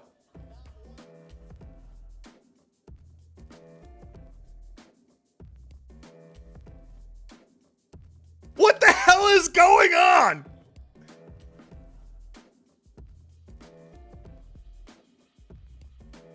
I thought he was retiring. What the hell is going on?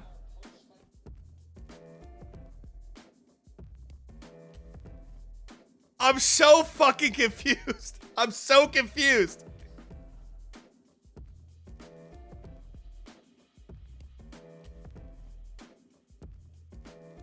Is Tyson Fury going to do an exhibition with Francis Ngannou?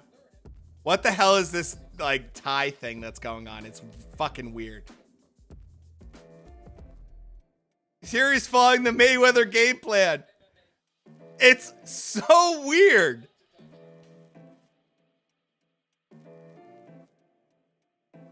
This is... I don't know what's going on.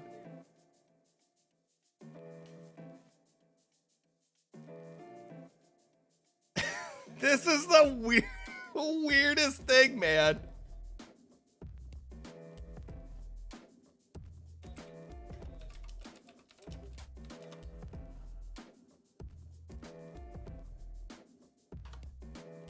Oh my God, man. So weird. So weird.